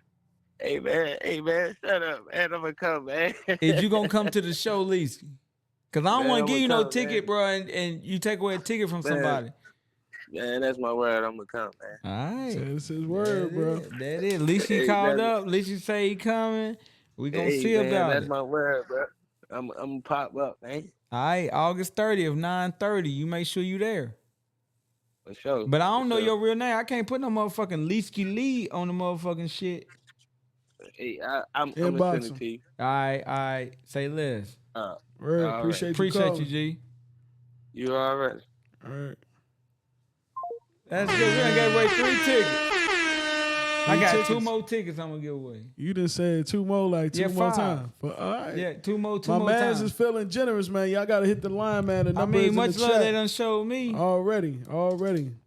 Come on, man. Much love they done showed me. Nick say he just moved back in town. Come on now. Go ahead, call the line. Nick, I ain't forgot none of that, brother. I remember when you was a bar back. Somebody got a call with a question. Mike, if you need a second show, talk to me directly, bro. We can get you moved over to the second show. Don't worry about that. Just talk to me directly, bro. Hit my phone. Call with a question. Get your ticket. Yeah. I done get what I get with 3. You gave away 3. You got All right. So now 2 anybody more. that call up, when you call up, we gotta have a discussion. We gotta talk. We gotta about it. figure some shit out. And Already. then I'm gonna give away a ticket. You know what I mean? Call up right now. If you don't have a ticket, call up right now and we gonna get to it. Let's get it. I got some good motherfucking questions too. Yeah, we gotta dive into all that. Michael, you taking this shit too far. You way too serious for me. That nigga said on my shit, I want both. You damn, nigga, God damn, nigga. You say you want both of the tickets? Damn. He had like this shit ain't real. If you don't have a ticket, call up right now, 980-441-9277. If you make it through my trivia, then I'm giving you a ticket. Let's go. We got somebody on the line. Caller. T Springs, what's up, my boy? What's going on? Who the fuck is this? Your corny ass. It's Quigley, brother. Nick Quigley. What's Okay, so going let on, me man? give y'all some backdrop right now. So when I was doing the managerial work for Ryan, Okay. a lot of what Ryan had going on was that he was funny, but also he had created a brand. Right. So Ryan had T-shirts he was selling. Like that was more of his bulk of his money. Like if Yeah. I can sell these T-shirts, I can do comedy for free. Right. But still make money to be able to eat, pay my bills with the T-shirts. Facts. Nick Quigley used to do bulk T-shirts for Ryan Davis Yeah. early on. I used to meet. What was that up off right there at Afton Ridge? George W. Lau. Y'all, you stayed backed off in the back. Yeah, we used to go meet him Over to there get the for boxes Parkway, for it, yep. and he used to do packages for like high schools. Yeah. You know what I mean? Like basketball, football, like, you know, packages that they needed for T-shirts, sweaters, and shit like that. Yeah. So Nick was always like a part of the brand early on. Like, so That's Nick, dope. Nick, real good people, man. I appreciate you, Nick. Shout out to Nick, man. I know, brother. Damn. All right, Nick, I seen got you go some live questions. tonight. I see you were going on at 8 o'clock. I wanted to go ahead and just tap in with you. Yeah. I'm back Hey, in town Nick, now. I'm definitely gonna come check you out there at the show. I need to give you a little bit of black trivia. Are you ready? Okay. You ready Let's see for what we that? got. Because I know you like black adjacent. You ain't black, but you like black adjacent. Like you close enough to Yeah, know you know some what happened things. So like we gonna ask you some questions tonight. You ready for this? Okay. All right. So let me ask you this. So when black people, how do black people turn off an iron? Oh, boy. Unplug it. My man, hit the button. Hit the button. You know that. You know we don't change, we don't turn it. I don't even do it. Got it off. Yeah, man. We don't even go to I the wall. don't know. That's what I was You just wondering. pull the cord. We just unplug it. And we don't go unplug it at the Yeah. wall. We just snatch. Yeah. My just man. pull it. Okay, that's one. That's one. Okay, so from what movie is this quote?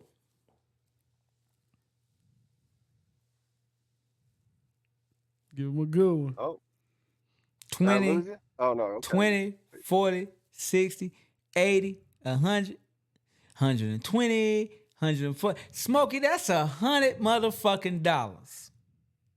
That's Friday. My man. Yeah. Hit the button. Hit the button. Hey man, you sure this man not black? He not. He not. I think he Irish. Are you Irish? What the fuck are you? I am. That's a good call, T. That's a good call. Yeah, he Irish. Like I've been around him. Damn. He Irish. All right, okay, so last one. This one gonna get a little tricky. Okay. Hit it with him. I'm gonna see how to hit him with this. Come on, man. Hit it with him. Name me two members. That's not his genre right there. How old are you, Nick? 30? Try, man. 34? 34. Yeah, I'm right there. Come So on, let me man. make sure I hit him where we need to be hit.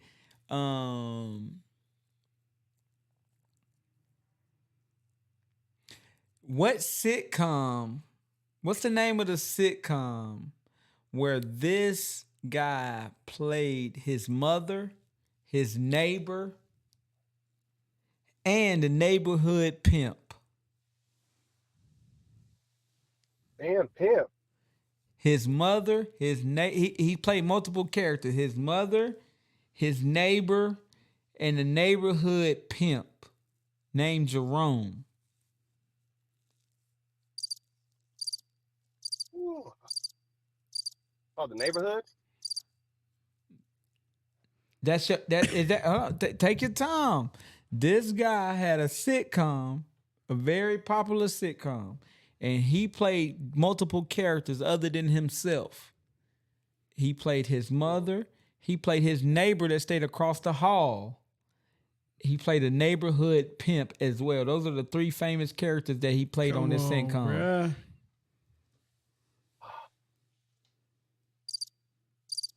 I think you might have got me on this one, brother.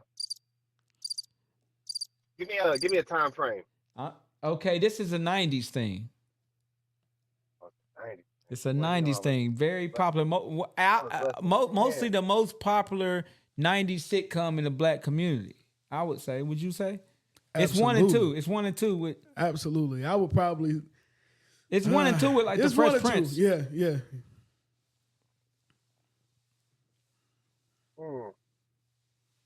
And he Lost just me, played man. in the fourth installment of the biggest movie of his career. It's right there, bro. It's right there. Just take your time. I think you're overthinking it. Just reach down. Probably am overthinking. Hold on to God's unchanging hand. He's actually known by just his first name at this point. Come with it. Oh, First name only. Oh, you got some motherfucking Yep. shit. I dropped it, brother. You want to pass? You want to pass that one? Yeah, but I gotta know. You know, once I tell you, you gonna be like, "Fuck, I'm stupid," and I can pass it. Hey man, you I ain't can gonna pass feel it. stupid, man. I can It's pass all it and good. give you another one. I still want to know. That way I know for next time. All right, you ready? Or you want to pass or you want to guess? You want to guess because I don't think you really meant no neighborhood shit, but you want to guess and then we pass, or you just want to not guess?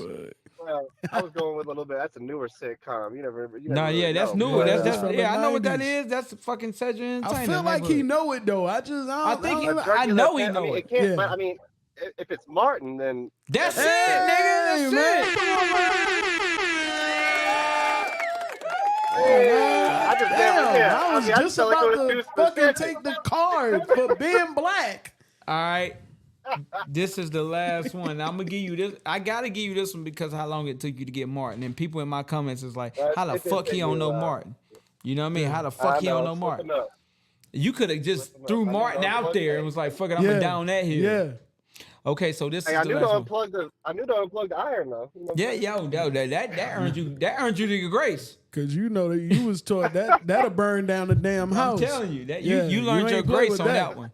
Yeah. Okay, so Believe. let me see how I do this. Come on, bro. Come with it. So let me see how to do this with Nick. I gotta take into account who Nick is and make Right. sure I can get something that's at least accessible for him. You know what I mean? I don't want to go too far with Yeah, Nick. you almost lost it. Nick, Hey, I almost got lost on Martin. I know that just scared me. You scared me on that You one. gotta reel him back in. I gotta wheel him back in. So we gonna go music. Okay. We gonna go music.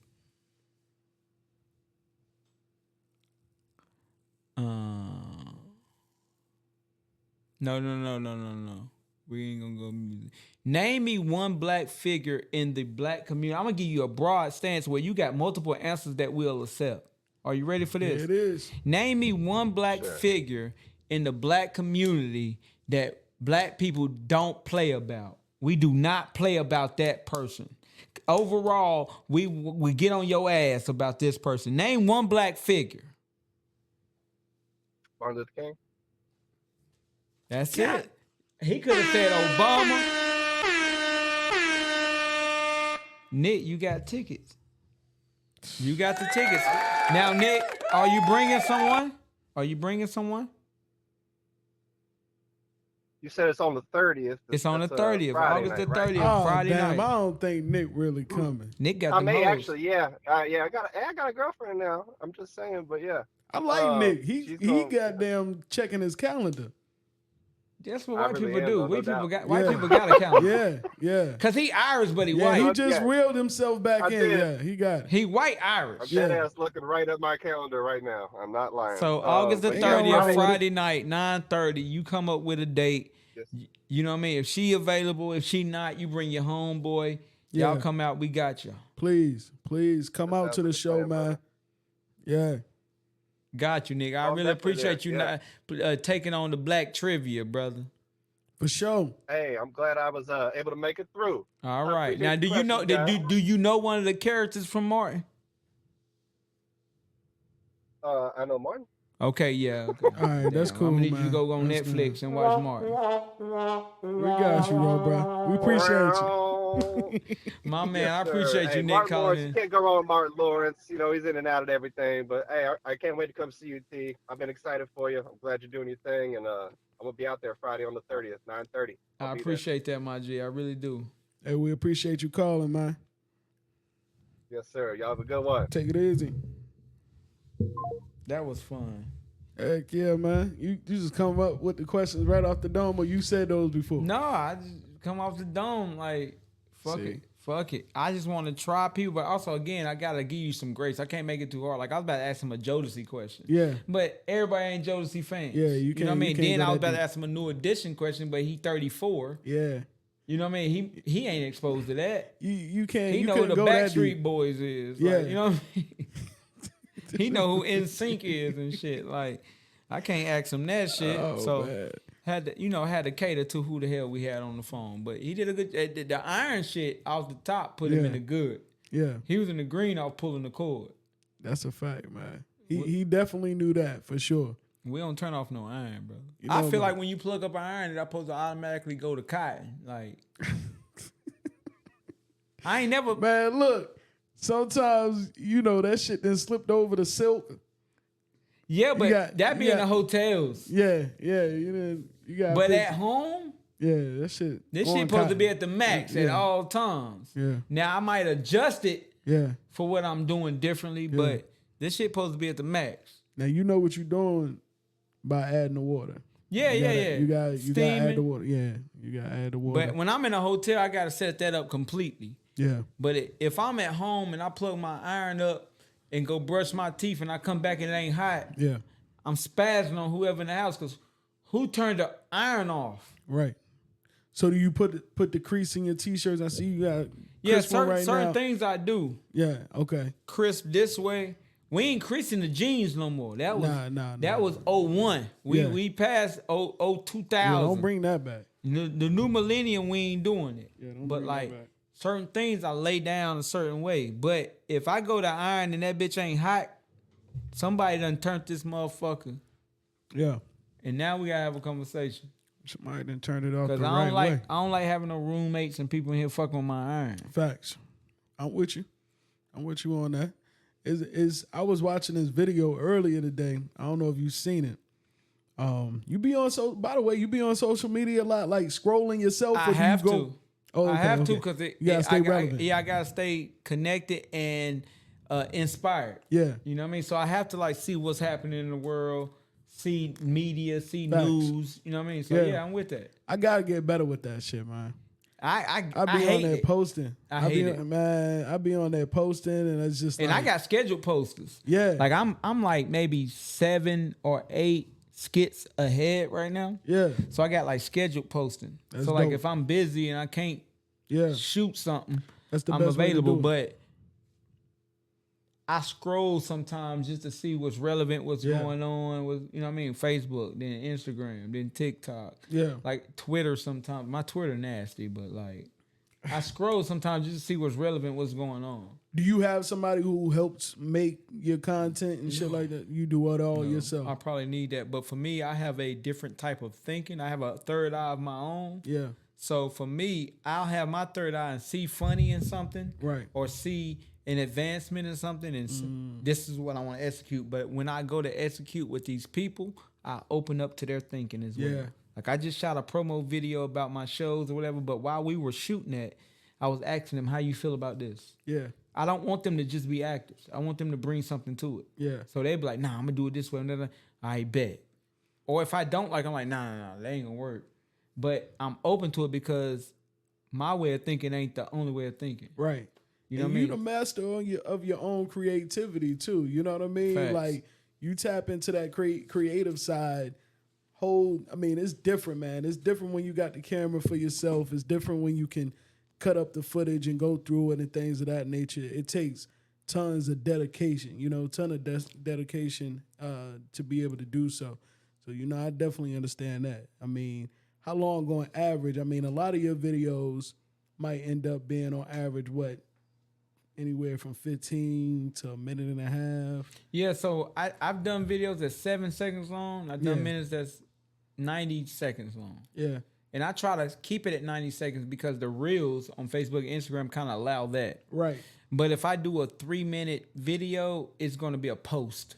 Yeah, And I feel like that's harder to get the engagement. So I've had viral definitely. videos that's 7 seconds. I have viral videos that's 50 seconds. yeah, But I look at what can be chopped off. I want to get all of the meat off the bone. I don't want a lot of fat.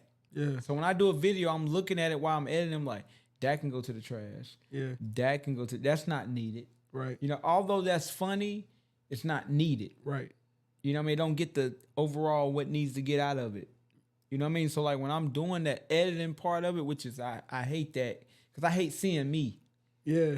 If I could write skits and let other people do it, I would do that. It's kind of like going back to the call center days when you had to listen to yourself. Yeah, I hate I used that to shit. hate that shit. So like when I'm watching that, I'm editing, I'm piecing together, I'm extending this, I'm subtracting this, and I'm cutting that, and I'm adding music over this, and this would be fun. I'm seeing how that looks. Right. I'm doing the whole process, but I'm also throwing away some good shit. Like it's a lot of good shit I done threw away that nobody ever got a chance to see Yeah. that I really acted out, but it ain't needed. But people don't realize that you can have hours of footage and might only end up using That's what this. 5. Yeah. That's what this. Like Yeah. I've had podcasts I've done for 3 hours, and then I go in and I go to do reels, and I'm pulling out 2 15-second reels Exactly. out of the whole 3 hours. It's crazy. But that's what helps push it. And that's Yeah. just the life of the business. You know what I mean? Yeah. No different than Vlad. Vlad does an hour and a half to 2 hour videos with somebody. Then he goes in there and drops 20 fucking videos yeah. that creates a whole fucking 2 hours, but it keeps you engaged daily Yeah. until he drops the whole video. What you feel about, and speaking of Vlad, how did you feel about, if you know about it or read about it, I'm sure if you be online, you maybe have seen it, but how did you feel about the situation with him and Marlon Wayans? I just seen it as trolling. Marlon, Yeah. I don't take serious anyway because he's such a low maintenance. I don't want nothing out of the world. I love that about him. Like Marlon Yeah. don't wear jewelry. Yeah. He don't buy Say crazy he don't cars. spend his money. Yeah. Like he's not that, and he's one of the geniuses of our time. Yeah. For the last fucking 30 years. For sure. Of the content he's put out, the shows he's produced and been a part of and being stolen. Like Scary Movie was taken from him after the first 2. Yeah. You know what I mean? And then he went and did more shit after that. You know, he was the first one to take what already was a staple in Hollywood, was the parodies, which was like I'm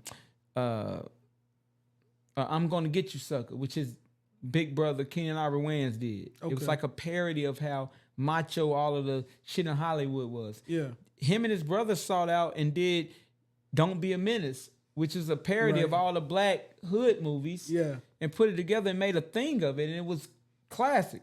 And then he did the same thing with Scary Movie and took all of the scary horror films and made it funny. But Hollywood kept taking from him and for him to still be relevant. So when he picks at somebody, I know he's doing it in a way where, like, I'm saying the truth, Right. but I'm being funny in it. Yeah. But also, I'm not trying to make it a big thing where we got to be forever.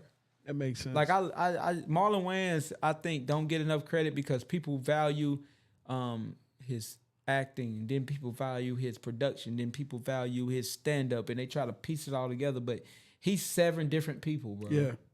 Like Marlon Wayans could really have a podcast and be super pop, like Seth Rogen, like Rogan. What's like he could do that because his point of view matters. Right. Like Sean ain't fucking talented. Man.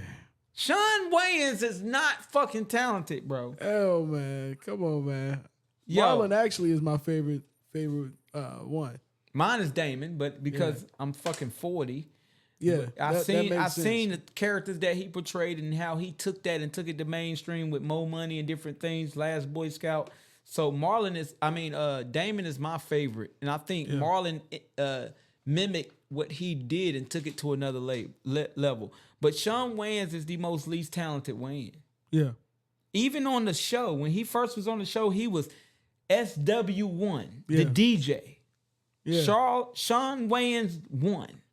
And even when he was the DJ, he wasn't really spinning records. They was spinning themselves before commercial. Yeah. He wasn't DJing. He just stayed around to where it was like, let's put him in skits. Right. And Marlon, being because we so close in age, let's go do these videos together in these movies. And Sean was the lead actor because that's all he could do. Right. Look at Don't Be a Menace to South Central and tell me a scene where Sean was the funniest person in the scene. Nah. Look at Little Man. Tell me when. Sean was always the main actor in these movies because we need to build the funny around you. Right. You can't be a character. I You think that can't was be just Loc business. Dog. Marlon as Loc Dog, Sean, they can't switch. Right. White girls, they can't switch. Nah. Sean has to be who he is for a fact. Marlon to be who he is. I agree with you 100%. So yeah, and then what's crazy is Sean is the one that has like the bougie attitude. Like if you're funnier than Sean on the show, he'll get you kicked off the show. What? Like if he comes to Charlotte and he's at the Comedy Zone, he has 5 shows this weekend. For real? And the Comedy Zone books you to be his host. You need to go up and say the rules. You need to go up and say the drink specials if there is any. You need to go up and do a joke and get off stage. You can't go up and really be like real funny because you're taking away from my funny. You can't look him in his eyes. Like you can't talk directly to him. You need to talk to somebody else first. What? It don't match his talent. Niggas be really having requests like that? Oh man, this comedy game is fucking stupid, man. For real? Like that's crazy. I've heard about man. niggas that request, I want Starburst. I want a bowl of Starburst and all pink Starburst. I want 50 chicken wings, all drums. Bro, get the fuck out of here, man. I no celery, no That's carrots. crazy. Nah, You know, that's wild. and in my green room, I want a bottle of Remy Martin 1748, and I don't want any of the staff directly coming into my green room. Yeah. I want only the manager to come into my green room. It be that egotistical bullshit that's going on in comedy. That's crazy, man. And again, I'm okay if that's Dave Chappelle. I'm okay if that's Chris Rock, Kevin Hart. I'm okay if it's them. But the pink Starburst is a little absurd. It is, for but sure. maybe that's the ones you like, right? And Yeah. and if your talent and your career says that, cool. Because everybody has a writer. So like for Ryan's writer, he wants a bottle of alcohol, which he don't care because he don't really drink it, but it's for either friends, family, or me. He wants a charcuterie board, which I don't eat, but he's into. Yeah. You know what I mean? Simple. Yeah. Boom. That's it. And they'll have that in the green room when we get there. Yeah. But then you got some people that's like, I want specifics. They want not just water. They want these type of waters. And then not only chicken, we want these type of chicken tenders from this place. You need to go buy them because I know your club don't hold them. You know what I mean? Like they'll take it to that extreme. I want the TV to already be on this. I want the temperature in the room to be this. And for me, that's excessive for you to come be funny. Yeah. But I'm okay if that's Dave, Chris Rock, Kevin Hart, like the juggernauts of the game right now. But when you Sean Wayans, a guy that's like completely been carried your whole career, it's like, the fuck, bro? Yeah, and this is y'all hearing this from a comic that I ain't nobody yet. Yeah. Like worldwide, nationwide. Like, of course I got a few videos that's viral, but I can be forgotten tomorrow. Yeah. I'm telling you the facts before I get there that's whole shit. Yeah. That's whole shit. I never be that. They doing meet and greets, they charging crazy money for the meet and greet. Like DL Hughley is super huge. His only request is like, listen, I want to smoke my cigars. Yeah. And I'm bringing my dog because it's like his child now. Everywhere he goes, he brings his pet. Dog. Even when he does Vlad, his dog is sitting there. While they doing Vlad, nobody can see it, but it's there. Yeah. So that's his comfort. I'm okay with that. Yeah. If can't nobody else bring a dog, DL should be able to. Yeah. But Sean Wayans? Yeah.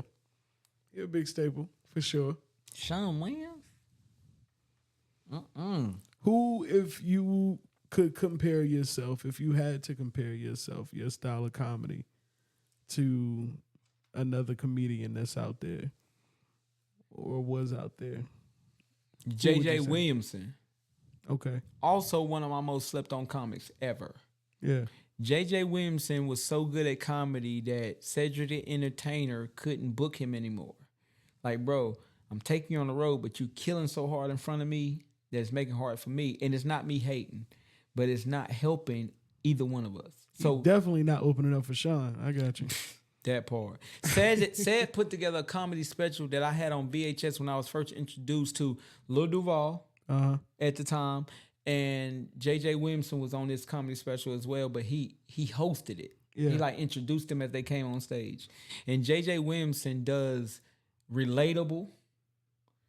He's from Mississippi, so he has the Southern drawl. Mm-hmm. He don't try to change up and change his narrative. Yeah. Everything he does is directly, you would look at him and know him. After you get done hearing him for 20 minutes, I feel like I know this guy. Right. So like seeing him early on before I started doing comedy, I was like, damn, that was amazing. Because you able to be yourself and still get it across. For sure. So when I set out to do comedy, I was trying to find my voice. But all my material derives directly from where I'm from, what I've experienced, shit that went on in my life, my dark times that I've created to make it, light. Already. Funny shit that I've just seen and been a part of. But I think his style of comedy, telling a story and telling you about him, is funny as fuck. And had he got in one of those Ice Cube movies, he probably would be super famous. He would be as big as Mike Epps. He's funnier than Mike Epps and Chris Tucker. But he didn't get the Ice Cube movie. Got you. That's my thing in the industry. I would tell people, like, if you get the Ice Cube movie, you probably be out of here because what it does. Mike Epps, Cat Williams, Smokey, Terry Crews, Ricky Smiley. Launched so many careers, man. All these people that were in these movies. D.C. Curry had been around for 15 years already before he got... For sure. You know what I mean? Uncle Elroy, John Witherspoon had been around forever. Bernie Mac had been around forever. All these people that got the hood classic comedy movie that made us be more intrigued with them. Yeah, for sure. So if he get in one of those... if he had gotten one of those, he would be out of here. And he's in his mid to late 40s. Yeah. But he's still killing it. So I take it off to him and Earthquake. Have you met him personally? Yeah, they're friends of mine. I got their number on my phone. Like we're friends. Earthquake, JJ Williamson, like I've come across them on tour with Ryan, with him being putting on shows with them. Yeah. And shaking their hands and taking pictures and hanging out afterwards. And JJ, his wife passed away. and I reached out to him, and all that stuff. So like these people, I not only been able to meet and be a fan of theirs, but then become personal with them and know that they down to earth people. It helps it. But sometimes you meet your idols and they're assholes. And you're like, damn, it ain't worth a shit. So let me ask you this: in terms of the comedy, that you do, how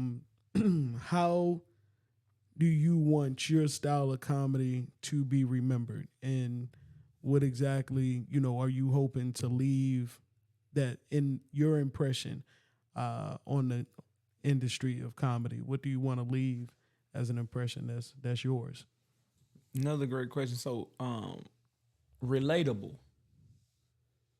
I want my shit to be original and relatable. Mm-hmm. A lot of times in comedy, there's a lot of low-hanging fruit. So there's certain things that all comics should be able to touch on. Yeah. Politics, parenting, relationships. Mm-hmm. Those things you should always be able to say, hey, I got a story about that. Yeah. Because every crowd wants to hear about that. How do you feel about the state of our union? Right. How do you feel about dating? How do you feel about parenting? How do you feel about friendships? Mm-hmm. How do you feel about the gay community? How do you feel about the straight community? Mm-hmm. So like, but for me, I take those premises and I figure out how can I make it my own and original. Right. So I got a parenting joke, but instead of talking about my 2 biological kids, I talk about my stepson. Right. I want to do a joke about being a stepdad instead of just being a father. Right. Because I see all the father jokes by the male comedians. I see all the mother jokes by the women. Right. I want to give an aspect of the stepdad joke. Racism. Okay, instead of just racism, I want to interracially date, but tell you how my family felt about it. Not about my fears. Right. I want to take what is already a premise and make it my own and original to where if you heard somebody else say this shit, it's mine. Facts. And I think for me, that's going to be my legacy, that I was able to create a lane of originality, authenticity, and creative thought that nobody could touch on unless you was completely stealing it or inspired by me. Yeah. And I'm okay with both. Yeah. Because, they say imitation is the form of flattery. Like, that's like, right. If you imitating me and taking my shit, I should look at that like you seen something great in it. Exactly. You know what I mean? So it's like, for me, that's what I aim to do every time I take the stage. Like, I want to talk about my mom, which is a very touchy subject, but when I do that joke, I want her to be there. Right. So I can feel free of it when I go on the road. Yeah. When I did the stepson joke, I had worked on it for like a year. And then again, like I told you, I take them out on the road with me at times. Facts. I had them with me and I was thinking like, should I do this joke right now? Yeah. And I was like, fuck it. He was 13 at the time. Yeah. He's going to understand. Yeah. And I did it and I talked to him about it as a man. And he was like, nah, that was funny. Yeah. Because he never thought about the fact that he was spending all my money on fucking Fortnite. Yeah, the Roblox. Yeah, he was like, I didn't know you felt that way. I was like, yeah, I do, nigga. Actually. Yeah, like, nigga, you running my tab up and me and your mom ain't together no more. Like, what the, you know what I mean? So like, it was fun. You know what I mean? But also, I'm smart enough to know when I know that I'm doing these type of things that are personal, I'm going to talk about it with the people that's involved in it so they can have an understanding. I'm not asking for their permission. Yeah. I'm not asking for their permission because I find it funny and I'm going to do it. Yeah. But I want you to be knowledgeable of it. Yeah. So for me, with my career and where I plan on going, what I want to do, I want to be able to be one of those guys that has original content, that's taking some of the normal premises that we've all had to touch on. You know what I mean? Like, Michael Jackson's name is the most mentioned name in comic history. Yeah. No, it's like in the books. No, I can definitely understand that. I can think of some jokes off the top of my head. And everybody at one point in the early 90s had a Michael Jackson joke. Right. You know what I'm saying? But how did they take that and make it their own? Mm-hmm. Or did you just look like Eddie Griffin and Chris Tucker and those guys that did it at a high level? Yeah. Michael Jackson? You know what I mean? Right. Like right now, you got impressionists that gotta do Denzel. You gotta do Eddie Murphy. You gotta do the guys that's somebody that you gotta do Trump. You gotta do these voices. Somebody that's relative to. But where is the impressionist that's taking the people that you didn't even think that you're supposed to be thinking about? Exactly. And turn that into funny. Yeah. That's how I think. Nah, that's true. I've never thought that doing Obama or Trump joke with me making myself have to sound like them because everybody's doing it. I didn't think to do a COVID joke. I thought to take COVID and let's see how I can make this funny for me. Right. Instead of just talking about COVID directly. Right. Because everybody talking about COVID. Exactly. It's world renowned. You got to speak on it right now. You're putting a spin on talking about the same trending topics, but you do it in your own way. And like you said, it's relatable. I can definitely tell you for sure, like that's one of the reasons why I love your style of comedy. Yeah. Because you like it's always something that's is real shit that, you know what I mean? I missed a trash man like 2 weeks ago. Yeah. I woke up, I had been up all day and just forgot it was Thursday. Yeah. Went outside, seeing that the neighbor's trash was already dumped and got pissed off. Went in the house for like 2 minutes, was like, fuck it, let's do a video about it. Because I know I'm not the only guy that missed the trash man. Right. I did a video about it and people loved it because they witnessed it. Right. I've been through that. Yeah. I know the pain. That relation. So I did the video and thought like, how would it be from wake up to you realizing? Right. And I did the entire video and put that out there to the world because that's funny. People can connect with that no matter what your age is, demographic, sexuality, all of that. You can relate directly to this thing. It's not subjected to just one genre of people.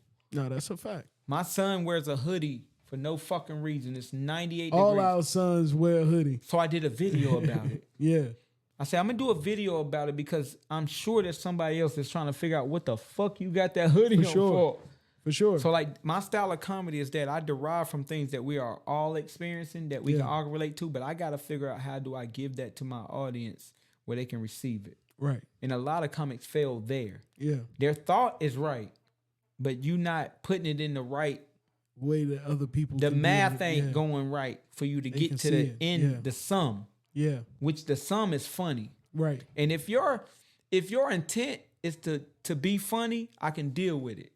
Mm-hmm. But if your intent is to gain followers, get groupies, you know what I mean, be famous, you're missing out on what the art is. Yeah.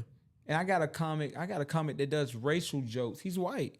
He's learned how to do racial jokes without being racist. Yeah.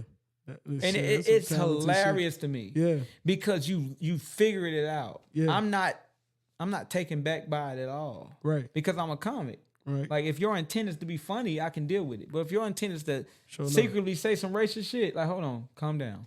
Yeah. But I feel like black people are able to go on stage and we're able to go on stage and mimic white people. Right. We go on stage and mimic white people all the time. But if a white man go on stage and he makes a whole 10-minute bit about black people and what we do, story. We ready to counsel him. And different story. His intent is to be funny the right way. I'm fucking with that. No, that's a fact. I'll endorse that. I fuck with that. Yeah, man. I love y'all little lineup, man, that y'all usually have, especially at the Comedy Zone, man. Me, Austin Hall, and Ryan Davis. Austin Hall, man. That dude is hilarious. From me to Austin and Ryan, it's an escalade going up. And the great part about it is we all have 3 different styles of comedy that don't fuck up each other's style. Man, that dude Austin is funny. Man, he's a writer. He got a movie coming out. For real? Yeah, he wrote, produced, and did his own movie. He took time off of the tour. I think maybe like 8 months it's taken him. 8 to 9 months. And he's produced, shot, wrote. He has a great movie coming out, man. It's amazing. I can't wait till everybody get. I'm not gonna put the name in. I don't know. I didn't sign an NDA, but I was around. But it's a great movie, and it's his writing. It's that style that you're talking about, man. It's like sort of like the style of The Office. Yeah. You know what I mean? Where like how The Office is with the cuts and then all that. He done it that way. That's what's beautiful up, movie, man. That's dope, man. Y'all all of y'all are good at painting your own picture and getting people to be able to see that picture and add their own color to it. You know what I mean? And visualize that shit. So that's what makes it dope, man. I want to ask you, like, one, what is something that, you know, you want the city to know? Because I feel like personally you're on the brink of a really big move I mean, you've made great strides, but I personally feel like where you're headed to, you probably haven't even envisioned or imagined for yourself. So at this stage, this Teesprings, like, what would you want the people to know from your city about how you feel, about your city, about where you come from, the people in the city, the people that you've met along your way? What do you want them to know for sure at all times? I'm gonna start in the mass and then come down more solitude. So for me personally, I feel like Kannapolis, we had 5 elementary schools. We had one middle school that transitioned straight to one high school. Mm-hmm. So we don't operate about Cabarrus County City. Mm-hmm. We municipate ourselves. Right. Kannapolis. You know what I mean? It's like everything is right there for us. So all of the money, all of the advancements, the city council, all the elections, everything is right there. It's not like in nearby Concord, which is somewhat of a rivalry created. Y'all have multiple high schools: Northwest Cabarrus, Central Cabarrus, Concord. Yeah. You know what I mean? It's like a lot of and they built so many more. In Kannapolis City, it's really just us. Right. It's really just us. Yeah. Like no matter what That's elementary true. you went to, once you got in 6th to 7th grade, you all were together Yeah. until you graduated high school. So the relationships is built there. Even if it's not me, my kids are going to school with other people's kids. Like all that is built there. So for me, I want my town, I'm gonna say town because I'm not gonna say city, the town of Kannapolis to realize that we are enough. Yeah. We are enough. We take our dollar to Charlotte all the time, to Greensboro all the time, to Myrtle Beach all the time, to Atlanta all the time. Yeah. But we don't realize the capability of what we have right there. And I think it's coming into fruition. They got the baseball stadium that's been there maybe 5 years now. Yeah. They building around, they building up condos, taverns, Absolutely. breweries, eateries, game plays, all this right there where you can park your car and be accessible to it all. Yeah. So going to Charlotte to enjoy that don't have to be our future. Not taking anything away from Charlotte, but we go spend a lot of money there that don't get put back into our community. That's true. You know what I mean? So for me, I'm trying to advance that. Yeah. I'm trying to enhance that and say that I got a lot of business owners and people that want to invest to say, hey, yo, let's put a sports bar up here. You got one in Charlotte, you got one in Greensboro, you got one in Minnesota, you got one in Tennessee. Let's put a sports bar here, and I'll be the guy with the roots. You know what I mean? Let's do that here because we want to do this shit. Right. We don't want to go to press box. They just knocked that down. Yeah. But they knocked it down. Let's put a billiards here. Yeah. Let's put it, because I'm going to press box and I'm seeing 120 people in there that's from Kannapolis. Right. That's a fact. You know what I'm saying? So like, we got to go down there all the time for this anyway. Yeah. So I'm thinking about that. Now, more on a solitude level, I think about Cabarrus Arms Apartments in Rutledge Town. These are small neighborhoods inside of Kannapolis that I grew up in, was born in and raised in. And I've watched these poverty-stricken, drug-related neighborhoods be subjected to prejudice. You are where you come from. Right. Now, in Cabarrus Arms alone, you got Ron Davis, world-renowned, famous comedian, me, professional, nationally touring comedian. You also got Andre Allison, drafted by the Minnesota Vikings in 2005. Okay. You got these guys that were in different buildings at the same time. That's That dope. ain't supposed to happen. Yeah. But we don't look at that and say, oh, wow, our youth can. We can too. Right? sure. Even in Rutledge Town. Like I come from a place in Rutledge Town where there's only 3 streets. And it's a one-way in, maybe 2 ways out. Right. Right? They had to put up drug loitering signs. You can't sell drugs over here. Like it was like the last dying age of the corner boy. You know what I mean? Yeah. Because that's my neighborhood. That's all they got to do at the time. Right? So they zeroed in on us, got their eye on us over there. We can't even just chill without it being a problem. Standing out talking to your homeboy, you can get arrested. You know what I'm saying? Just talking, just chilling. So these neighborhoods, I wanted people to realize that this is where we from, this is where we are, but it's talent here. There's good people here that we want better for ourselves. You know what I mean? But y'all don't have to acknowledge us. We're going to make you. Exactly. So now for the shows, August 30th, I was able to name some of the cocktails and drinks for the show. And one of the drinks, I made sure that it was named Rutledge Town. That's dope. I want that to be up there. Yeah. So when my name on the marquee T Springs, that's also Rutledge Town. That's also Cabarrus Arms. That's also the Springs name. That's also the women that I've been involved with, the mothers of my children, my family, everybody that's sacrificed for me. That's not just my name. That's us. Yeah. My homeboys that took me to Salisbury to pick up my daughter just to spend time with her. And I ain't had no gas money. Yeah. It's them. So for me, it ain't never just me. I've never been that guy. I've never been that guy. So of course my name got to go up there because it helps sell tickets. Yeah. But when you see T Springs, the word really is us. Yeah. The word is really us. That's dope, man. I appreciate you, yo, like on everything, just coming through, vibing, you know what I mean, chopping it up with me. I know, like, you, again, helped me get into this zone, you know what I mean, when I came to you. Nah, you out of here. For question, man. Like, I definitely respect everything that you're doing. I respect all, you know what I mean, you've given me and advice and things of that nature, man, to keep going and going. I'm going to let you close it out, bro, because you got a big show coming up, and I want you to close this shit out as the guest, man. So, again, man, do your thing. All right, right now, August the 30th at the Swanee Theater, 200 West Avenue, Kannapolis, North Carolina, 28083. Get your tickets. We got maybe 100 and I'm going to say just 100 because who knows what I'm going to wake up to tomorrow. We got 100 tickets ready for you to be able to buy. Make sure you get those tickets. We get to a sellout. I also got a booth.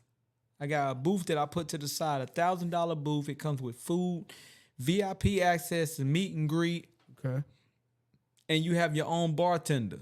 So you ain't got to get up. It's 616. 16. So you think about $1,000, 16. I already did the math. That's $62.50 a person. There it is. That's nothing. $75 VIP tickets. Make sure you get your tickets to the show.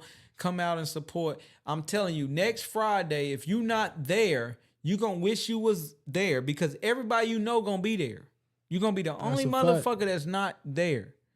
That's a fact. You're going to be the only person in the city that's not there. Don't be that guy. Yeah, I had so many people that hit me up, man. I'm going to get my ticket. I'm coming to the next one. Yeah. If you not there, I'm personally going to look at it like you just a hater because the ticket prices, although they may be high for Kannapolis, they not high for what you are already paying going anywhere else. That's a fact. It's going to see the Hornets. You saving on gas. Going to see Mike Epps and DC Young Fly and Kevin Hart and Cat Williams and all these people that come, New Edition, all these people that come to Charlotte, you paying that same price. Come see your boy. For sure. Simple. I'm done with him. I ain't and you got local businesses on the outside, so come and support. Definitely pull up. I'm going to go ahead, you know what I mean, and put this back on the screen, man. Y'all know where to find the tickets at. Stop playing with it. Don't make any excuses. And as always, man, I appreciate all of you guys for tuning in to the Who You Telling podcast, man, with my boy T Springs. Make sure y'all tune in next week. We got Mary Mack from the Charlotte. Y'all already know from the Queen City. Mary Mack gonna be up here? Mary Mack. I'm coming, boy. I like man. her. She Mary pretty. Mack, man. Pull up. But y'all have a good night. Stay blessed, man. Until next time. Peace. For sure.